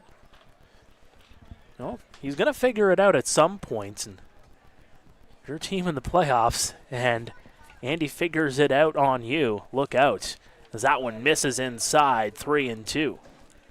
And that's the thing. He's a veteran of this league. We mentioned he's a former All-Star 3 times around. The guy's only 26. He has plenty of time to figure it out still. There's that respect, that pedigree that really brought him to the Royals. He's very self-aware, too, as a coach, as that one's fouled back. Helps with the Ontario Blue Jays organization. Really living up to the last name. That's why his Instagram handle is Coach Leeds.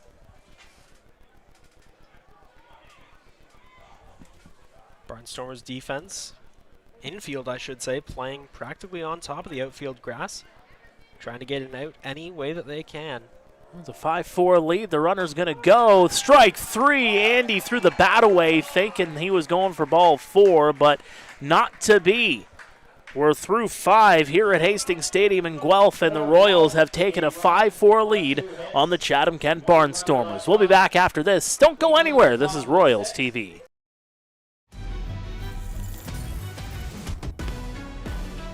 Heard you looking for a hero. Well, look up.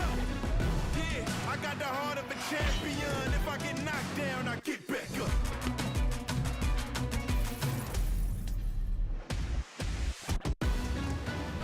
I got the heart of a champion. If I get knocked down, I get back up. Hard-line drive up the middle. Whoa! Lindor out of nowhere. How did he do that? That Lindor can play. I don't know about that hair. And don't get me started on those gloves. I don't know. I kind of like it. It's time for a revolution. The Ref 1X by Rollins.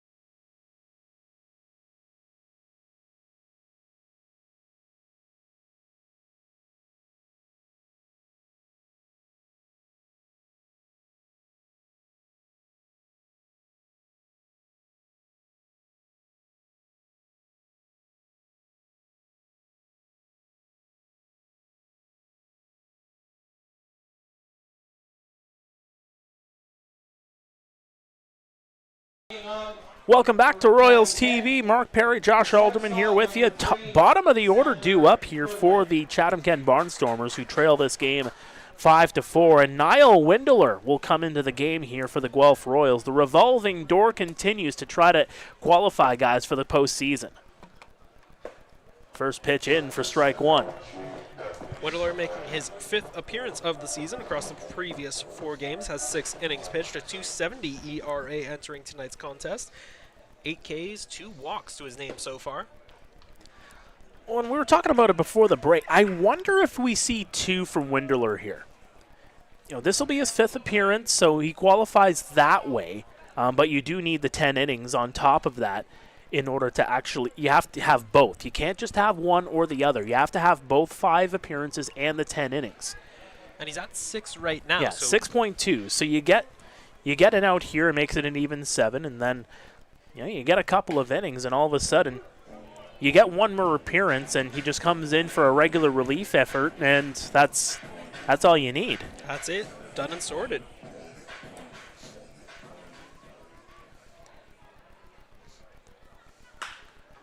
That one's put high and deep into right field. JD getting over to it, and he makes the catch just in front of the warning track. And that's one down. Very impressive stuff from J.D. Williams that we've seen tonight so far. Defensively, he has come up big multiple times. Showing off the wheels, getting there just in time. Nearly had a beautiful highlight reel dive just a few innings ago. Coming up big on that last one. So Marin is going to chop that one over the head of Topley and into right field, base hit. He has been everywhere tonight. Marin on defense out in right field has made a number of plays, and right there, dropped that bunt single back in the second, and now just a 2-hop chopper over the first baseman. Simple, effective baseball on the offensive side of things, as you mentioned, partner. Now a single, had a bunt single earlier on. Just getting it done, putting in the work. That one's way inside on Trent Sillett. Well, and as we talk about guys needing to qualify for the postseason, we just saw Kyle Thomas coming into tonight, had 4 innings of work. He just made his 3rd appearance, so gets a little bit more than the 4 out of this game, and that one goes upstairs. Claudio, we've already talked about. Frias, we've already talked about. Still needs 4 innings to go. Chris Lazar, just 3 appearances and 4 innings, but you combine his efforts with the Barry Baycats. He is up there in terms of his appearances. The innings are up there too, so he qualifies already. Not to mention Andrew Case as well. That's a chopper. That one right over to Topley. excellent defensive play. Top's got the hops, and he gets it over to first base. Fantastic work from Topley. Had it read the whole way. Makes, I want to say, not necessarily an over the shoulder, but really had his back turned to the ball there. Knew exactly where it was going, got to it in time, and then made the tag himself. That's just awareness right there. Yep. Again, you can't teach that. Just knowing where the baseball is, and sometimes the baseball just finds you. Back to the top of the order for Evan Morrison. One of two guys that will be lost to the college ranks once the postseason begins. And if you're the Chatham-Kent Barnstormers, you got to start figuring out, okay, who's going to be the one that fills in, that big of a gap that Morrison will leave, as that one misses on the outside. Morrison entering tonight's contest, I believe, was in the top 3, if not top 1 in batting average in the IBL. Yep, 405. Only Mateo Porcelato and Ren Takioka of Brantford were ahead of him. Only 3 qualifying batters, I should say, as that one's laced foul. Only 3 qualifying batters with an above 400 average. And I mean, you just think about the season that he has had. 51 hits, the on base at 435, slugging 579. As just cues that one right on over. Morrow with a great play, but he can't make the throw. Just throws it home to keep the guy on third. Good awareness there from Connor Morrow to cut the man off, but runners are on the corners here with 2 away. And we've talked at length about the defensive showcases that J.D. Williams and Spencer Moran have put on tonight. We need to give Connor Morrow his flowers. He's made a lot of fantastic plays tonight that have really saved the Royals' behinds in tough situations such as this. Well, this will bring up Victor Plaz, the former London Major.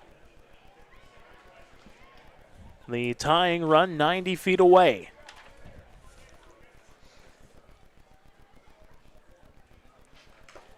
Swing, he got a piece of it, and Pena a little shaken up there. Took it off the inside of his left ankle. And also keep in mind, too, you have a guy like Mitsuki Fukuda. He is 9th when it comes to batting average coming into tonight in the IBL, as we're going to get a mound visit from Dino Ramel. He did motion towards the bullpen. Looks like just a routine visit, though.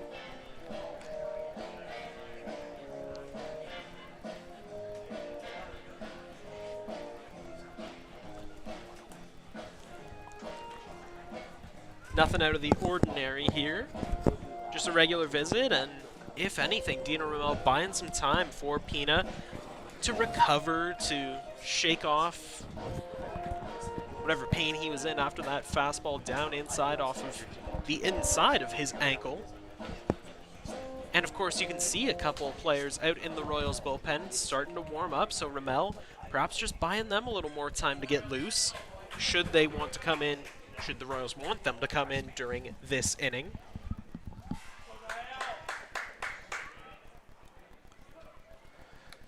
So Wendler, here comes the 0-1. That one's way inside. Wild pitch. It gets to the backstop. We are tied here once again. The runners will advance. Thinking about third there for a moment is Morrison, but he's going to hold off.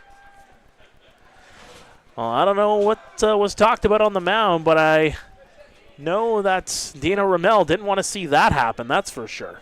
That was not in the plans. And by the sound of it, I initially thought it went off the shin guard of Victor Plaz on his outside leg. Just by the sound, the contact that it made, but must have been fooled. Just a wild pitch here.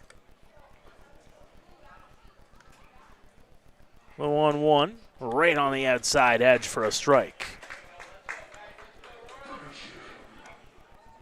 One strike away for Wendler.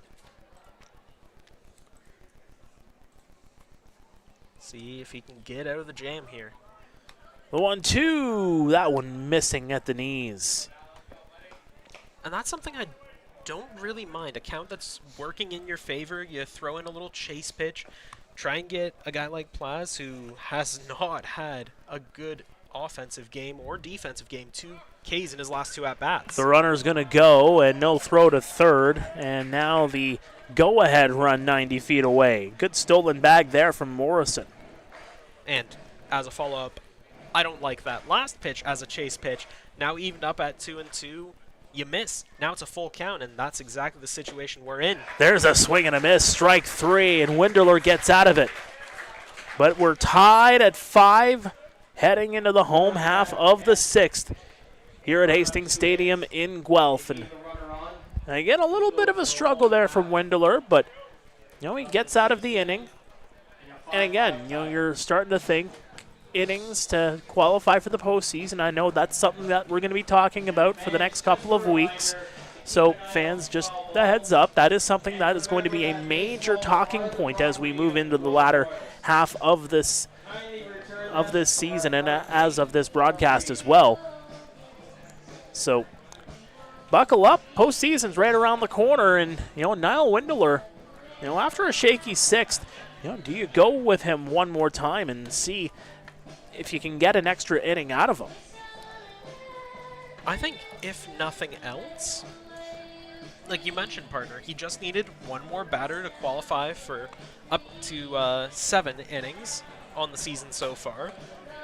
So he's at 7 2/3. So let him face another batter. Let him go just that little bit longer. He doesn't have to finish out the inning. Really, you just need 7 outs. Just get him to 8.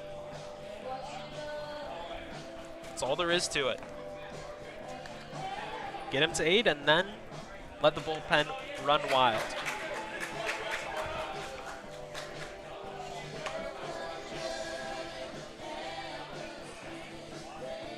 Now, of course, the Barnstormers will be looking to get, at the very least, one more inning out of Mike DeLong.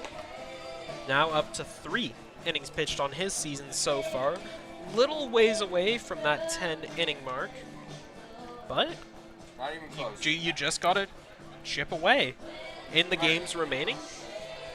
And by keeping him out here for, at the very least, just one more, that's going to go a very long way. So Franklin Torres will lead things off here for the Royals as Mike DeLong gets set.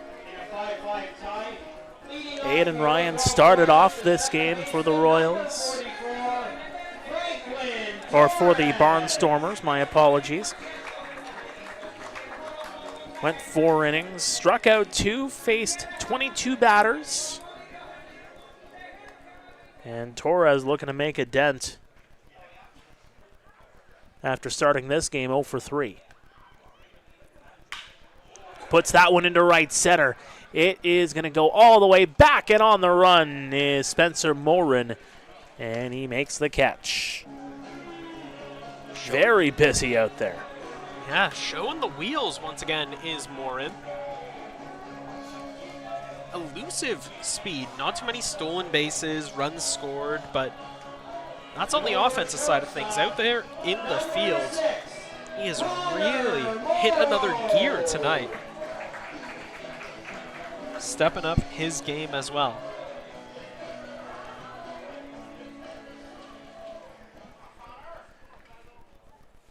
So Connor Morrow with the 1 out, missing upstairs.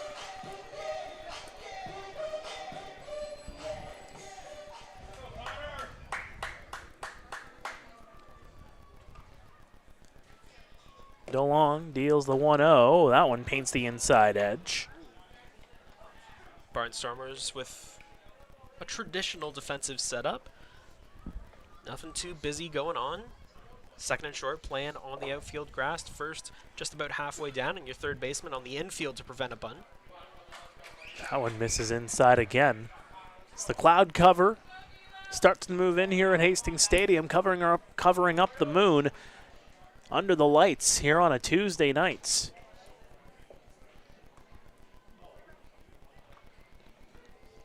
Morrow 2 for 3, a pair of singles as crossed the plate twice for the Royals. That one skips up on Fukuda, but stays in front of it. And ultimately no damage done, no runners aboard. But still a good block, still a good recovery from Fukuda. Going through the motions, if anything.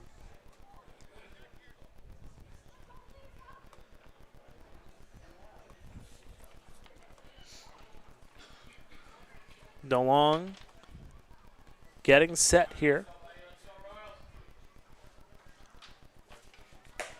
That one right on the outside edge, painting it there, full counts. Morrow hitting .250 against the Barnstormers this year, albeit just the one game he has played in the season series. He went 1 for 4 in that game. DeLong gets the sign from Fukuda. Here comes the 3-2. That one into the dirt, ball 4, and Morrow will get on base with one away. And DeLong very frustrated with that one. Kicking up a storm up there on the mound, shaking his head in frustration, none too pleased. See if he takes out his frustration on Kaner Pina. Well, Kaner Pina is 2 for 2 with a walk, a pair of singles as well.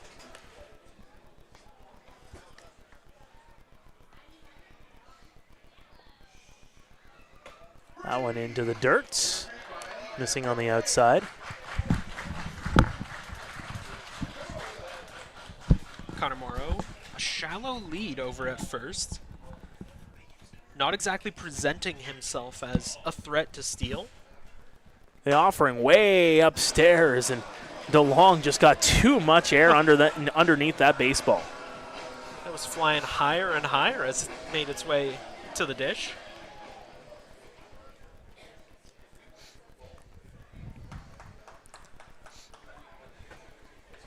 An account like this in his favor, I expect Pina to be free swinging here. He's had great success already in his short time with the Royals. No doubt looking to make a big impact here. Upstairs, but it's going to be thrown to second base, and unable to make the tag on the follow-through. On the backhand was Morrison. Morrow's able to get in there safely, though. I gotta say, though it wasn't successful, great defensive play there by Morrison. Spinning around midair, trying to swipe the tag down. That throw was high and wide from Fukuda. Morrison really making the most of it, and just about a half second earlier, we would have been looking at a highlight reel out. The 3-0, that one missing downstairs, and Pina will get on base. So 2 on, 1 out here for Damon Topley. And we're going to get a mound visit. Harry Muir is going to come out to the mound. So a pair of walks, a pair of singles for Kaner Pina. And Damon Topley will get his second chance at hacks here in this one. Just a routine mound visit here. Not quite DeLong's time to leave just yet. We have seen practically a revolving door of pitchers entering and exiting the Barnstormers bullpen. Recently just saw Catalin Morin running up the track there on the third base, right field side of things. Plenty of activity out there, but we won't see anyone step in anytime soon. The guardian of the Gateway City, Damon Topley, looking to give the Royals the lead right back.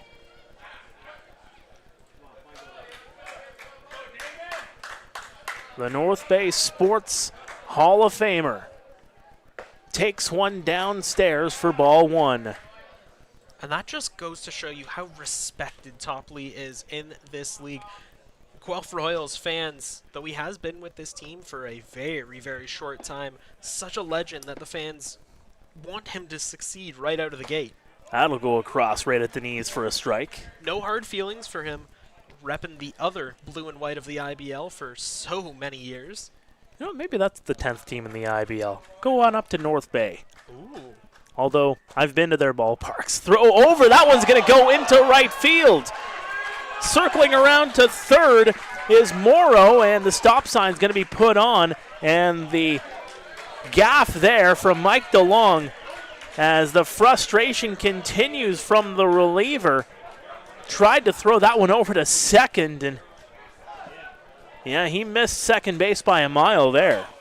We've seen him get quite a bit of air on his pitches before, but his pickoff attempts is that's something different entirely, and you can see him looking towards the Barnstormers dugout, almost signaling, I'm done.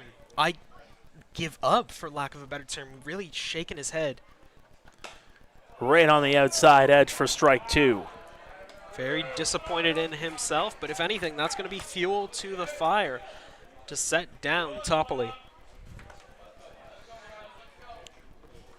Topley, of course, just 2 RBIs away from hitting 500 in his career. DeLong getting the sign here from Fukuda. Runners on second and third. That one smacked into right field. Getting the wave home. 499. Throw to home. And he is out at the plate. Oh, so close. But Damon Topley with his first hit of the season and career RBI number 499. And the Royals have taken a 6-5 lead. Almost 50 years old and swinging like a man half his age. Topley comes up clutch, and though it isn't quite the result he was looking for, that is a legendary moment from a legendary player.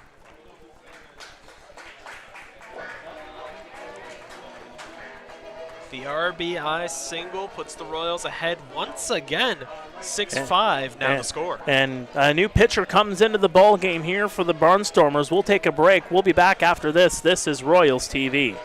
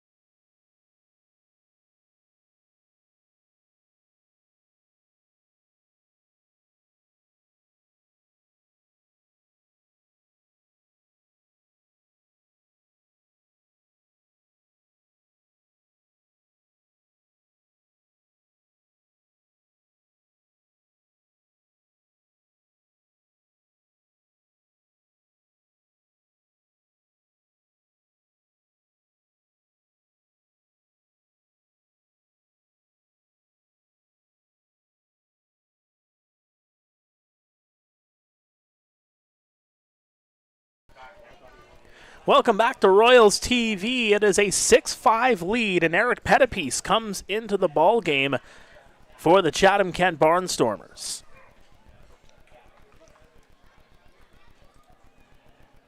Moving from righty to lefty now. Taking on Takamatsu, who pops it up.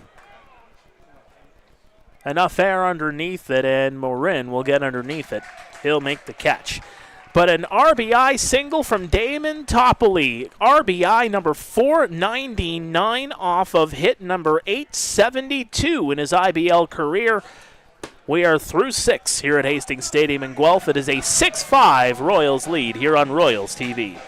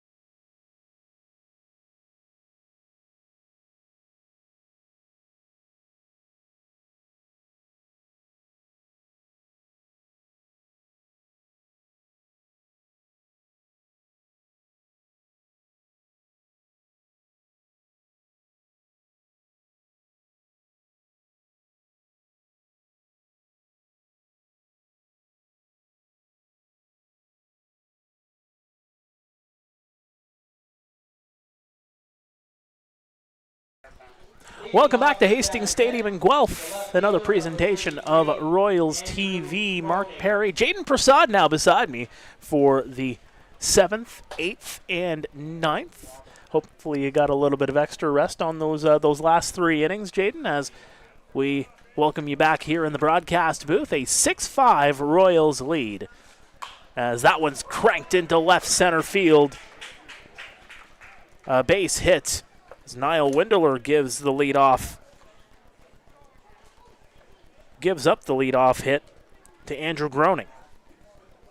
The center fielder, number 19, Spencer Marcus. Well, it's a 6-5 lead because of Damon Topley, his 599th career RBI.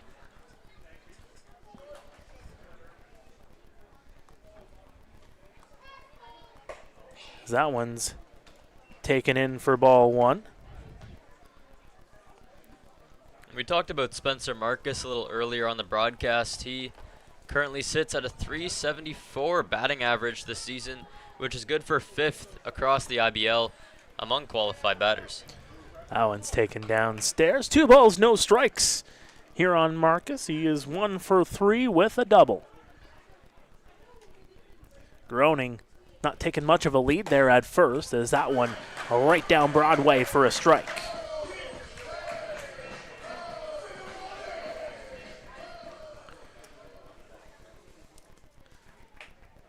Windler still in there. Swing and a miss.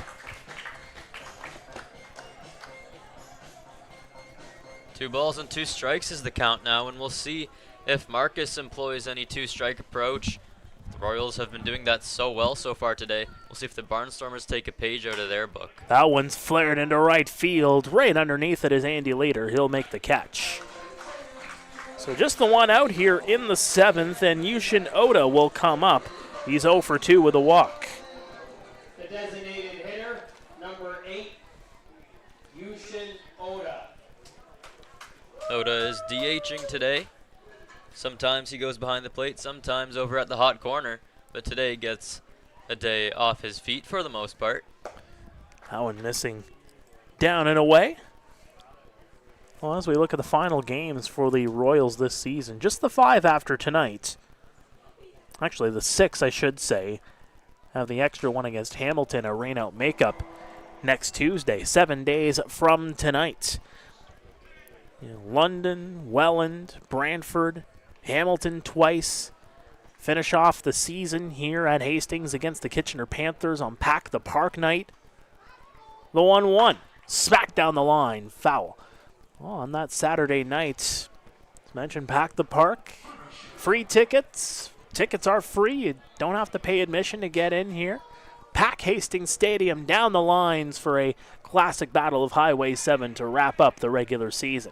The 1-2, swing and a miss, strike 3, and Yushin Oda looked so fooled on that one that I think he gave up halfway through the swing.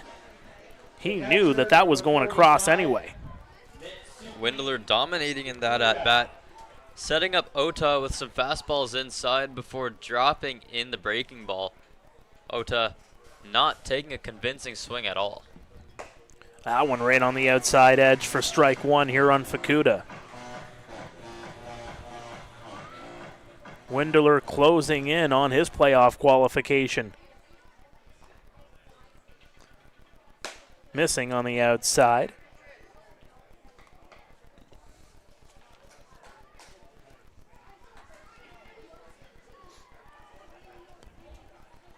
Taking the lead is Groening, but not much of a lead still. Smacked right over to Windler. He'll get it over to first base in time, and that will retire the side. So he gives up the leadoff single to Andrew Groening, but retires the next 3. And he is just 4 outs away from qualifying for the postseason. 8 2/3 on the ledger for Niall Windler. He is through 2. We are heading to the bottom of the 7th. So that means it is stretch time here at Hastings Stadium in Guelph, with the Royals leading the Barnstormers 6-5.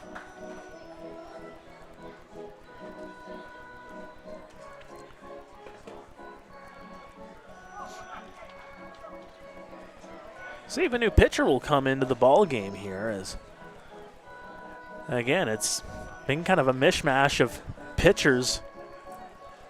I think we might get a newbie.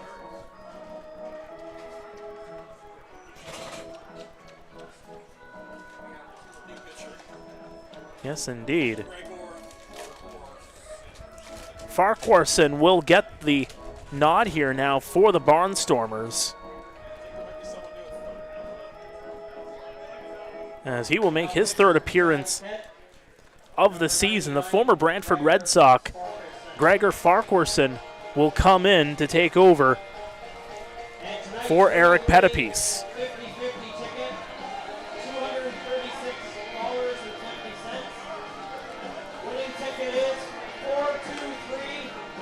And I mean, his ERA looks a little elevated, just being where he is right now. The 2 appearances, an 8.30 ERA, but again, a guy that's just trying to get back into the swing of things here. Yeah, Farquharson pitched last year with the Brantford Red Sox, got into 10 games, 8 of those were starts, over 48 innings. He pitched to a 3.75 ERA. So a pretty nice season for him over in Brantford, although he did go 0-4. Pitcher wins and losses are no longer the stat to go to, but 3.75 ERA, that's pretty convincing last year. Trying to get back on track here in 2025. Just 4.1 innings pitched so far with an 8.3 ERA. Well, Farquharson will take over, and Robert Mackey will come into the ball game, taking over for Victor Plaz over at third base.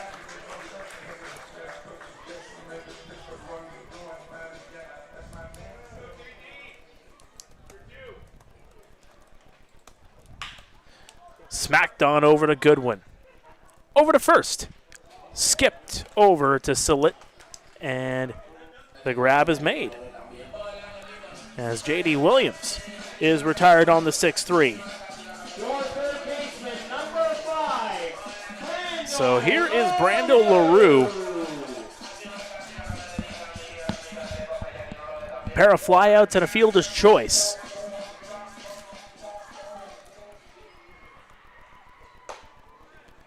As he will get strike number 1.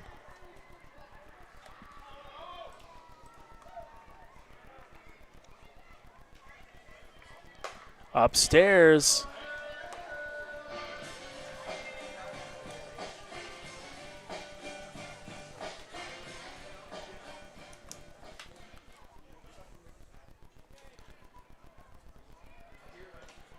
Little bit of an excuse me half swing. He didn't go around though, and yes he did. The appeal over to first says that Brando went around.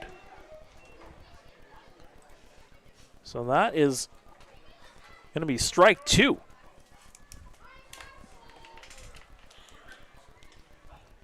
That one smacked into right center. Too much air underneath it looks like, and over. No, he did actually get that one down, so Morin not able to make to it in time, and Brando LaRue gets on with a base hit. So here comes Ethan Hammond. A big story in this one. A pair of RBI. He's 2 for 3. Hammond batting .226 on the season. 17 RBIs, 16 walks, 23 strikeouts. He does have 5 stolen bases, more speed at the bottom of the order for the Royals. That one right down Broadway for a strike.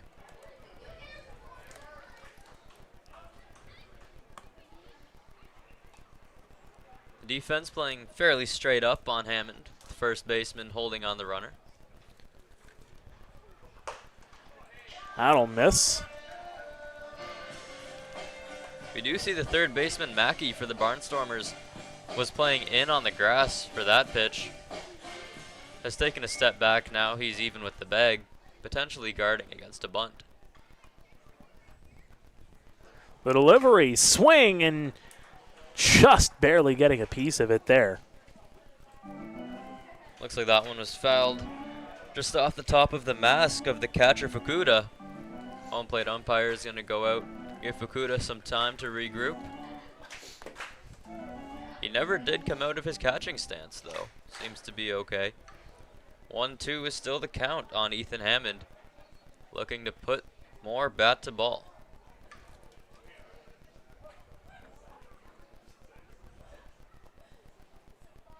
The delivery, the runner's going to go. It missed the plate and over to second base. He got him. Brando LaRue caught stealing on Mitsuki Fukuda. Fukuda guns him down, and there's 2 away. And the count is 2-2 here on Hammond. Beautiful throw by Fukuda, right on the money. The shortstop Goodwin did not have much to do, just throw the tag down, and he got him. 2 outs here in the bottom of the 7th. The 2-2, swing and a miss, strike 3. A foul tip into the glove will do it. We're through 7 here at Hastings Stadium in Guelph, and the Royals have a 6-5 lead on the Barnstormers from Chatham-Kent. Stay with us. You're watching Royals TV.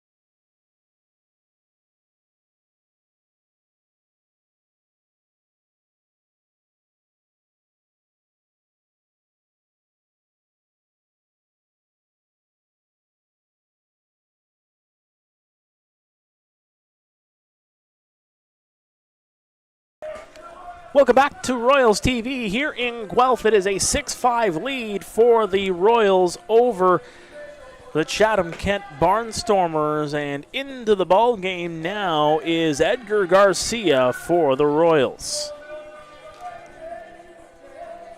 Garcia, former major leaguer, pitched 57 innings, I believe it was, with the Minnesota Twins. A lot of power in that arm, one of the harder throwers in the Intercounty Baseball League.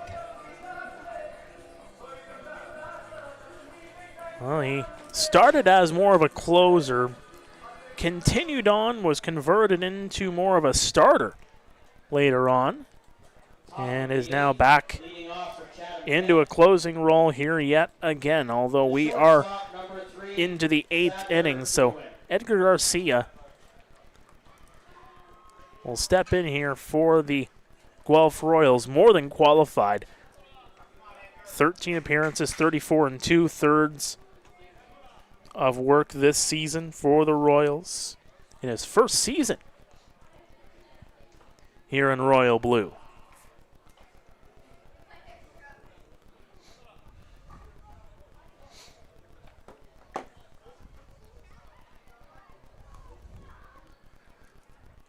The offering right on the outside edge for strike 1. And that's something that Garcia has done so well this year, is locating his fastball and setting up other off-speed pitches later on in the ABs. Does it again. Same location, same result for strike 2. And we'll see now if he wants to stick with the fastball that he's been using on that outside corner of the plate, or go to an off-speed.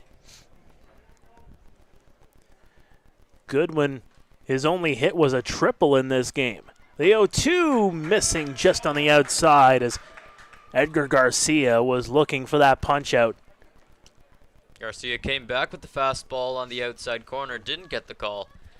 1-2 is the count. We'll see if he wants to change it up or stick with what's been working. Pena sets up outside. The delivery, chopper there to Morrow. Gets it over to first in time, and there's one away. Did look like Garcia went with the hard slider there, almost mimicking the fastball. Was still down and outside. Batter was able to get a piece of it, but no hard contact here. Number 25, Spencer Morin. So Spencer Morin, 2 for 3, a bunt single and a traditional single. Also crossed the plate in the 6th inning. That tied the game at 5 before the Royals took a 6-5 lead. If you're just joining us, Damon Topley at this juncture has the game-winning RBI. RBI number 499. One away from 500 as he came into the game earlier on for Liam Wilson. The 0-1 smacked the other way. Now with 2 strikes on the batter, third baseman Brando LaRue is able to take a couple of steps back. We talked about Morin's bunt single earlier in the game. He's certainly got the speed to go with it. Well, it was just a perfect bunt. Absolutely. An absolutely perfect bunt. Just into the grass. It slowed down at the perfect time, and just like they drew it up in bunting school, as Morin is going to take some time here. Morin with 2 strikes on him, looking to put the ball in play. Big hole up the middle on the infield if he's able to get it down. Cool breeze here at Hastings Stadium as that one's flared into left field, but too much air underneath it. Ethan Hammond will make the catch, 2 down. So Trent Sillett will come up here for the Barnstormers. He has a single in this game, was one of the 4 runners to come across in the 4th. It was a 4-0 lead for the Royals. They scored 2 each in the 1st and the 3rd before Chatham-Kent scored 4 in the 4th to tie it. And now we're sitting at a 6-5 scoreline. That one smacked high. Topley getting underneath it. He's into foul ground, and he'll make the catch. The old FF3, and it's a 1-2-3 inning as we head to the home half of the 8th. And the Royals have a 6-5 lead. They'll send Andy Leader, Franklin Torres, and Connor Morrow to the dish. And it is getting into the twilight hours here in Guelph. Just a few outs remaining. And it's a slim Royals lead as they try to climb up closer into the standings.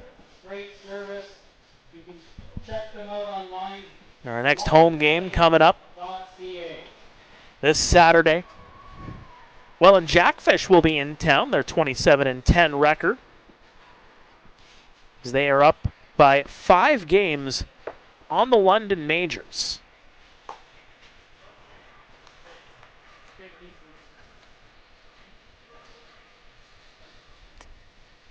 And we'll have the game for you at 7:30 on Saturday nights. Now there is a change in the IBL rulebook as well, as no longer a tiebreaker game anymore. If there's a tie for first place, the update is the pennant winner will be decided by either the head-to-head record, the runs for and against between the teams involved, and if a tie still exists after that, so Welland would have to lose out, London would have to win out, then a coin toss will determine home field for a sudden death game. And that game would take place the day after the schedule is completed. So that would be the Monday after the regular season is done, unless there's some other circumstances involved. But again, no more pennant game. And the pennant winner would be decided just by the head-to-head record or the runs for and against, and then a coin flip would decide home field for a pennant game. So there is still a possibility. Dropping the bunt down, there is Leader, unable to make the throw as Mackey.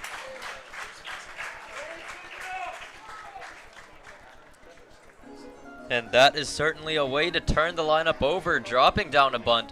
The third baseman, Mackey, attempted to barehand it as that was his only option, but that barehand is such a tough play for a third baseman. You need to get the hop just right. Mackey did not left the baseball on the ground. Leader finds himself at first base, and the lineup is turned over to second baseman Franklin Torres. Torres 0 for 4. He has hit the baseball hard, just hasn't gotten it to drop as that one smacked foul. Pair of flyouts to right field, one to dead center, and a ground out on his ledger here tonight.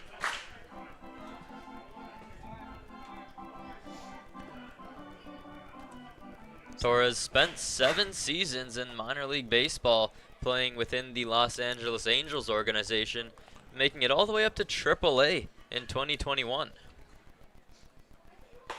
That one right at the knees for a strike, just above it, into the strike zone it goes. Well, there's no doubt the resume of Mr. Torres.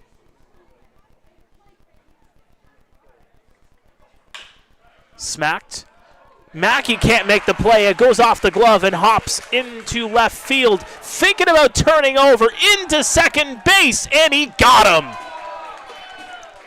Leader goes too far, turned back over. And the third base umpire, Sean Schaefer, was there to call Leader out. A heads-up play by Groening over in left field. A poor base running mistake there from Leader, went way too far around second base, was about a third of the way to third base before he decided to turn around. And at that point, Mark, I think he was better off just going for third, forcing the defense to make a more difficult play. So here's Connor Morrow. Puts that one off the speaker. And the speakers have taken a beating tonight. I think that's 2 already. Talk about trying to drop a base. As Morrow wants to get on base, looking to extend this Royals lead. Swing, he got a piece of it. Foul tip into the glove for strike 2.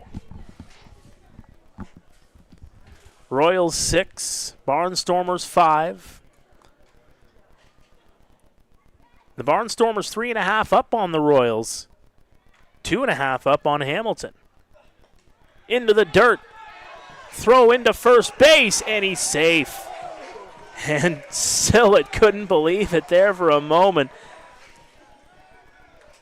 As the Royals really have to be careful here on the base running. Yeah, that they do, and that was a nice play by Fukuda to block that ball and snap the throw down to first, but he just took an extra half second, and that was the difference in the runner over at first being safe rather than out.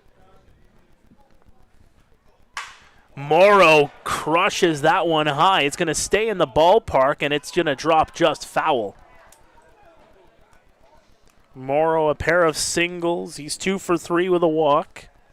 He got underneath the baseball, and Groening just maybe about 5 feet away from that baseball. Might have got jammed on that one. Sounded nice off the bat, but just dropped maybe 250 feet down the line there. Looks like he needs a new bat after that one, as the last one may have splintered on him. Yeah, did sound like it. It's quite a loud sound off the bat. I guess that was the bat actually cracking. There's one for the fire pit. Always like a good fire pit. Absolutely. Could do with one tonight. It's getting kind of chilly out here in Guelph. Get a good campfire going, put a couple of hot dogs on over it, maybe a marshmallow or two, make some s'mores. That one down the line, foul. Actually, you know what? I'll put that to you. What is your favorite campfire food?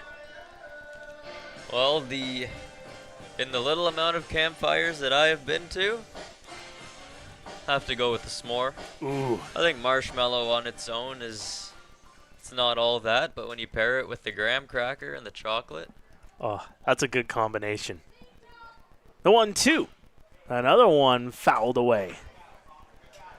I'm from the north, so I've been to a number of campfires over the years. Number of them in the backyard over the years. Get some hot dogs, a couple of sausages. Sent high into left center. Too much air underneath it. Groening is going to get underneath it. He'll make the catch. 2 away here for Kaner Pena. Pena, another player that played 7 seasons in the minor leagues. All of those seasons within the Los Angeles Angels organization.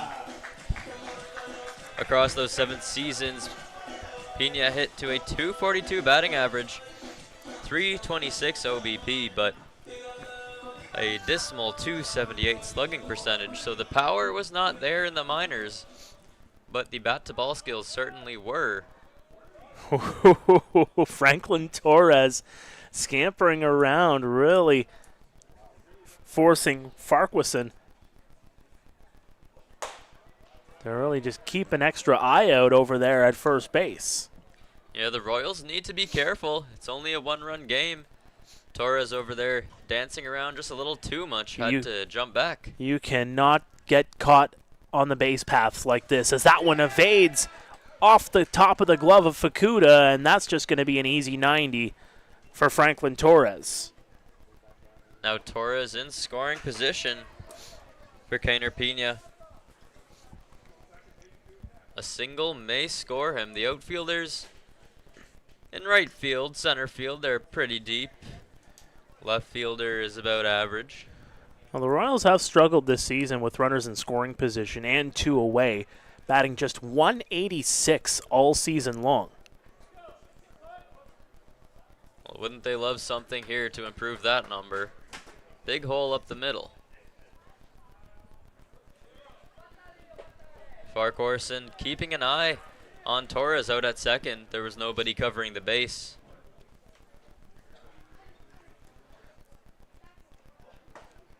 That one inside for a 2-1 count, painting the inside edge. Topley on deck. I'm hearing rumblings that they might intentionally walk him, but we'll see. Not sure that would make the home crowd too happy. No. That one's put into right field, and it'll drop foul onto the track surrounding Hastings Stadium, and about 12 kids go after that baseball. Well, I'm not sure if the concession stand is still open, but You can always save it for next time. Again, there's a home game coming up on Saturday with Welland in town.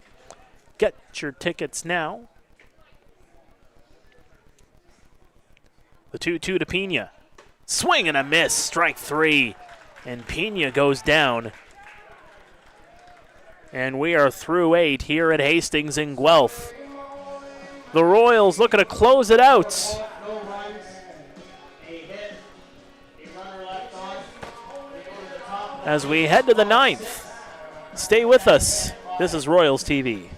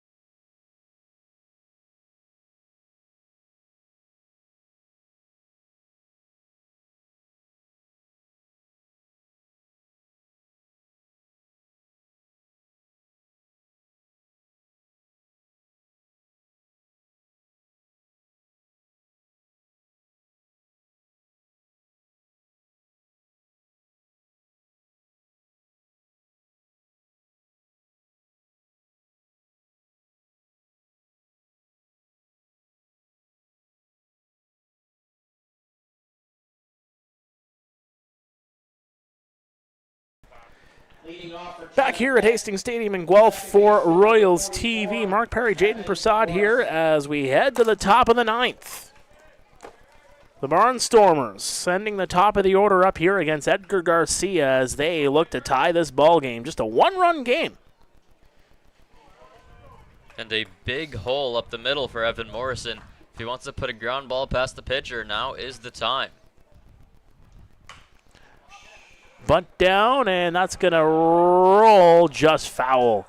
Good job by the infielders there and the battery mates to just let that ball roll. Yeah, Morrison with a good idea, but popped up the bunt, and that is not what you want, as A, it could have been caught by one of the 3 players, but B, that ball is always going to roll towards the foul line. And if you place it too close to the foul line, it is sure to go foul, just like that one did.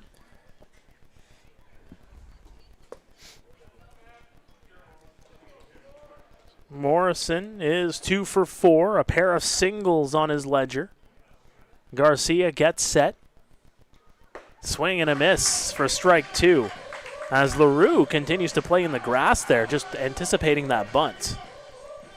2 strikes and LaRue can back off, now playing a little bit behind third base.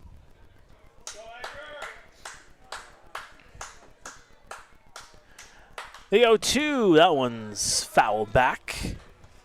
Morrison with a 2-strike swing there, looking to get the bat on the ball any way he can. Trying to force Garcia to throw more pitches or eventually make a mistake. Plaz and Groening due up here for the Barnstormers in the top of the 9th, although we are going to get a pinch hitter for Plaz in Robert Mackey coming up right after this as a throw over to first is in time. And there's one away. So here comes the aforementioned Robert Mackey. the third baseman, number 7, Robert Mackey. Was that ball dropped by the first baseman? It looks like it. Yeah. Evan Morrison is aboard with, Interesting. I guess, an error from the first baseman, Toppoli. That looked very academic, but I guess it's not to be. That one missing on the outside. Yeah, I just never saw the umpire make a call, and Morrison just sauntered back to first base, so no outs and a runner on first for the Barnstormers.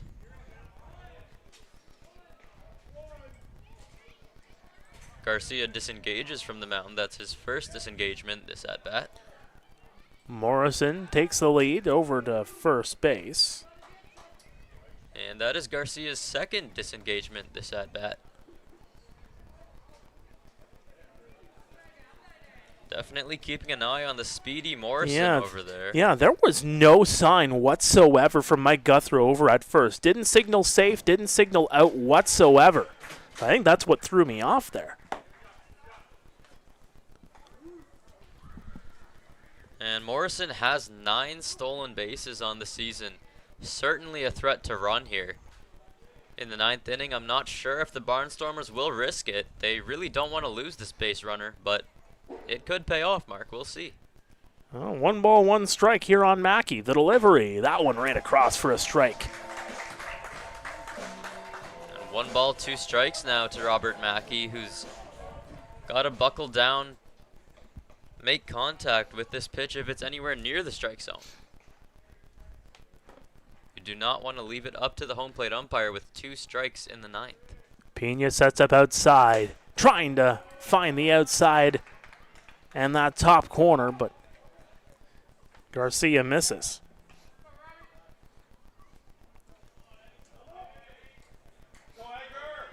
So 2 balls, 2 strikes. Fans start to clap. That one just missing at the knees. The fans hooting and hollering at Matt Neely on that one. 3 balls, 2 strikes. Well, a great take there by Robert Mackey. That pitch coming in just below the knees, according to home plate umpire. All of a sudden, the count is full with a runner on first base. Now would be the time to start the runner if they wanted to, but Not sure if they will. That one right on the outside edge for a strike. And Robert Mackey goes down looking. And Robert Mackey just needed to do something there. Get the bat off the shoulder. Protect the plate a little bit, but he was not able to pull the trigger. So Andrew Groening will come up here for the Barnstormers with one away. He's got a runner on first. That's the tying run in Evan Morrison.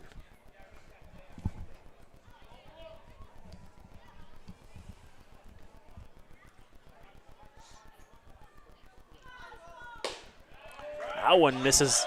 No, it did not. High pitch, but it just clips a part of the strike zone there. Groening certainly didn't like the call. Batting .438 on this season in 16 ABs. He has 7 hits, 2 doubles, and 2 home runs. The IBL Player of the Week takes for another strike, and that one's on the outside edge. And Groening definitely doesn't like these calls. That one might have been off the plate outside, but now he's got 2 strikes on him. He's got a battle. Big hole over on the right side with Topley holding on the base runner. Garcia the offering. Swing, and he got a piece of it to stay alive. Groening knows he needs to expand his strike zone a little bit. Anything close, take a hack, get the wood on the ball.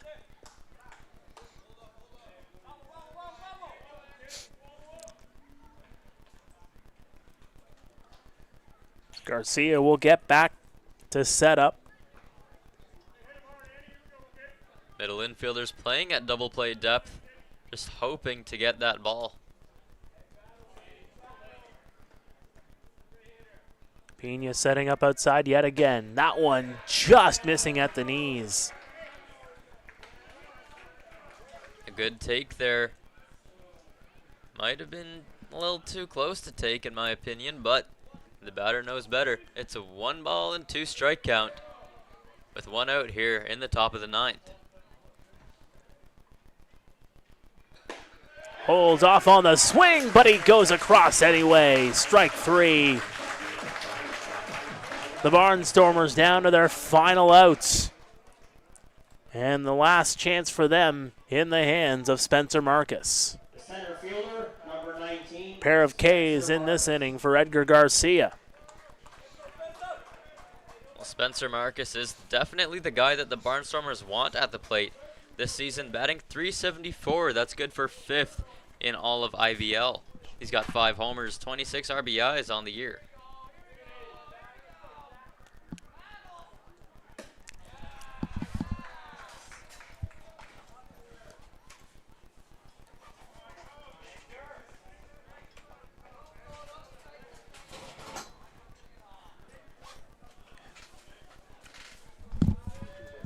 Garcia looking in, gets his sign from the catcher.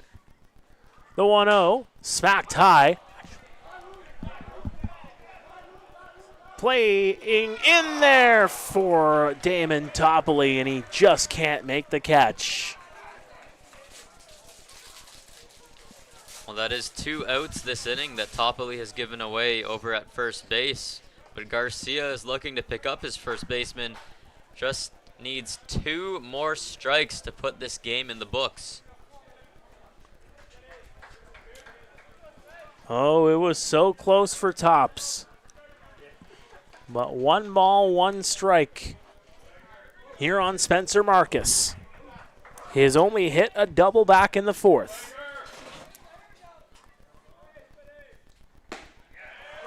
That one on the outside edge for a strike, and 1 strike away.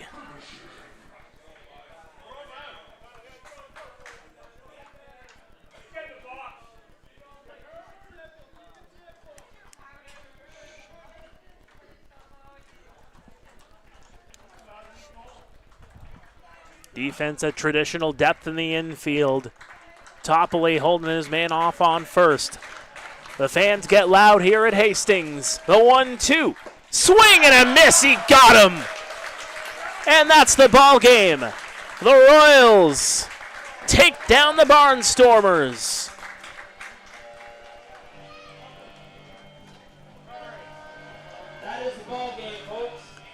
The Royals have closed the gap in the IBL standings as they improve to 17-19 on the year. The Barnstormers dropped to 20-17. And there you see the final box score. The Royals with 14 hits. None bigger than the hit from the 49-year-old Damon Topley. Career RBI number 499 is the difference maker in this ball game. But Jaden, as we look around, the stat lines for this game, Damon Topley, a big performer. But it was a game that almost got out of hand for the Royals after taking a 4-0 lead, but giving it up in just one inning. Yeah, there was a little bit of sloppy defense on both sides tonight, and the Royals taking that 4-0 lead early, like you said, gave that lead right away. But in the end, it was Topley that came up big with the base hit to score that go-ahead run. And there were some base running errors, but nothing too costly, as we can see from the final box score. 6 for the Guelph Royals and 5 for the Chatham-Kent Barnstormers. And again, it's also a game that is highlighted by some key performances on the mound, as well as guys just trying to get qualified for the playoffs, but guys are getting it done. Claudio Custodio with 4 strikeouts in 4 innings of work. Kyle Thomas coming in, Niall Winderler coming in too, Edgar Garcia closing it out. For the Barnstormers too, you look at Aiden Ryan as the starter, but then Farquharson comes in for the final 2 innings of work. Mike DeLong and Eric Pettipies in behind him, behind Farquharson as well. But again, just trying to do the little things to make sure these guys are not only able to get into the right seating, but make sure that these guys actually qualify, that's so they can compete for an IBL championship. But final score here, once again, the Chatham-Kent Barnstormers losing it to the Guelph Royals 6-5. The standings will update as, again, the Royals find themselves just a couple of games now in behind the Chatham-Kent Barnstormers, with a couple of games coming up against the Hamilton Cardinals as that battle for 4th place continues. Well, for Jaden Prasad, for Josh Alderman, my name is Mark Perry. For everybody putting us on the air here at Hastings Stadium in Guelph, we'll see you next time as the Royals host the Welland Jackfish on Saturday nights at 7:30. We'll see you then.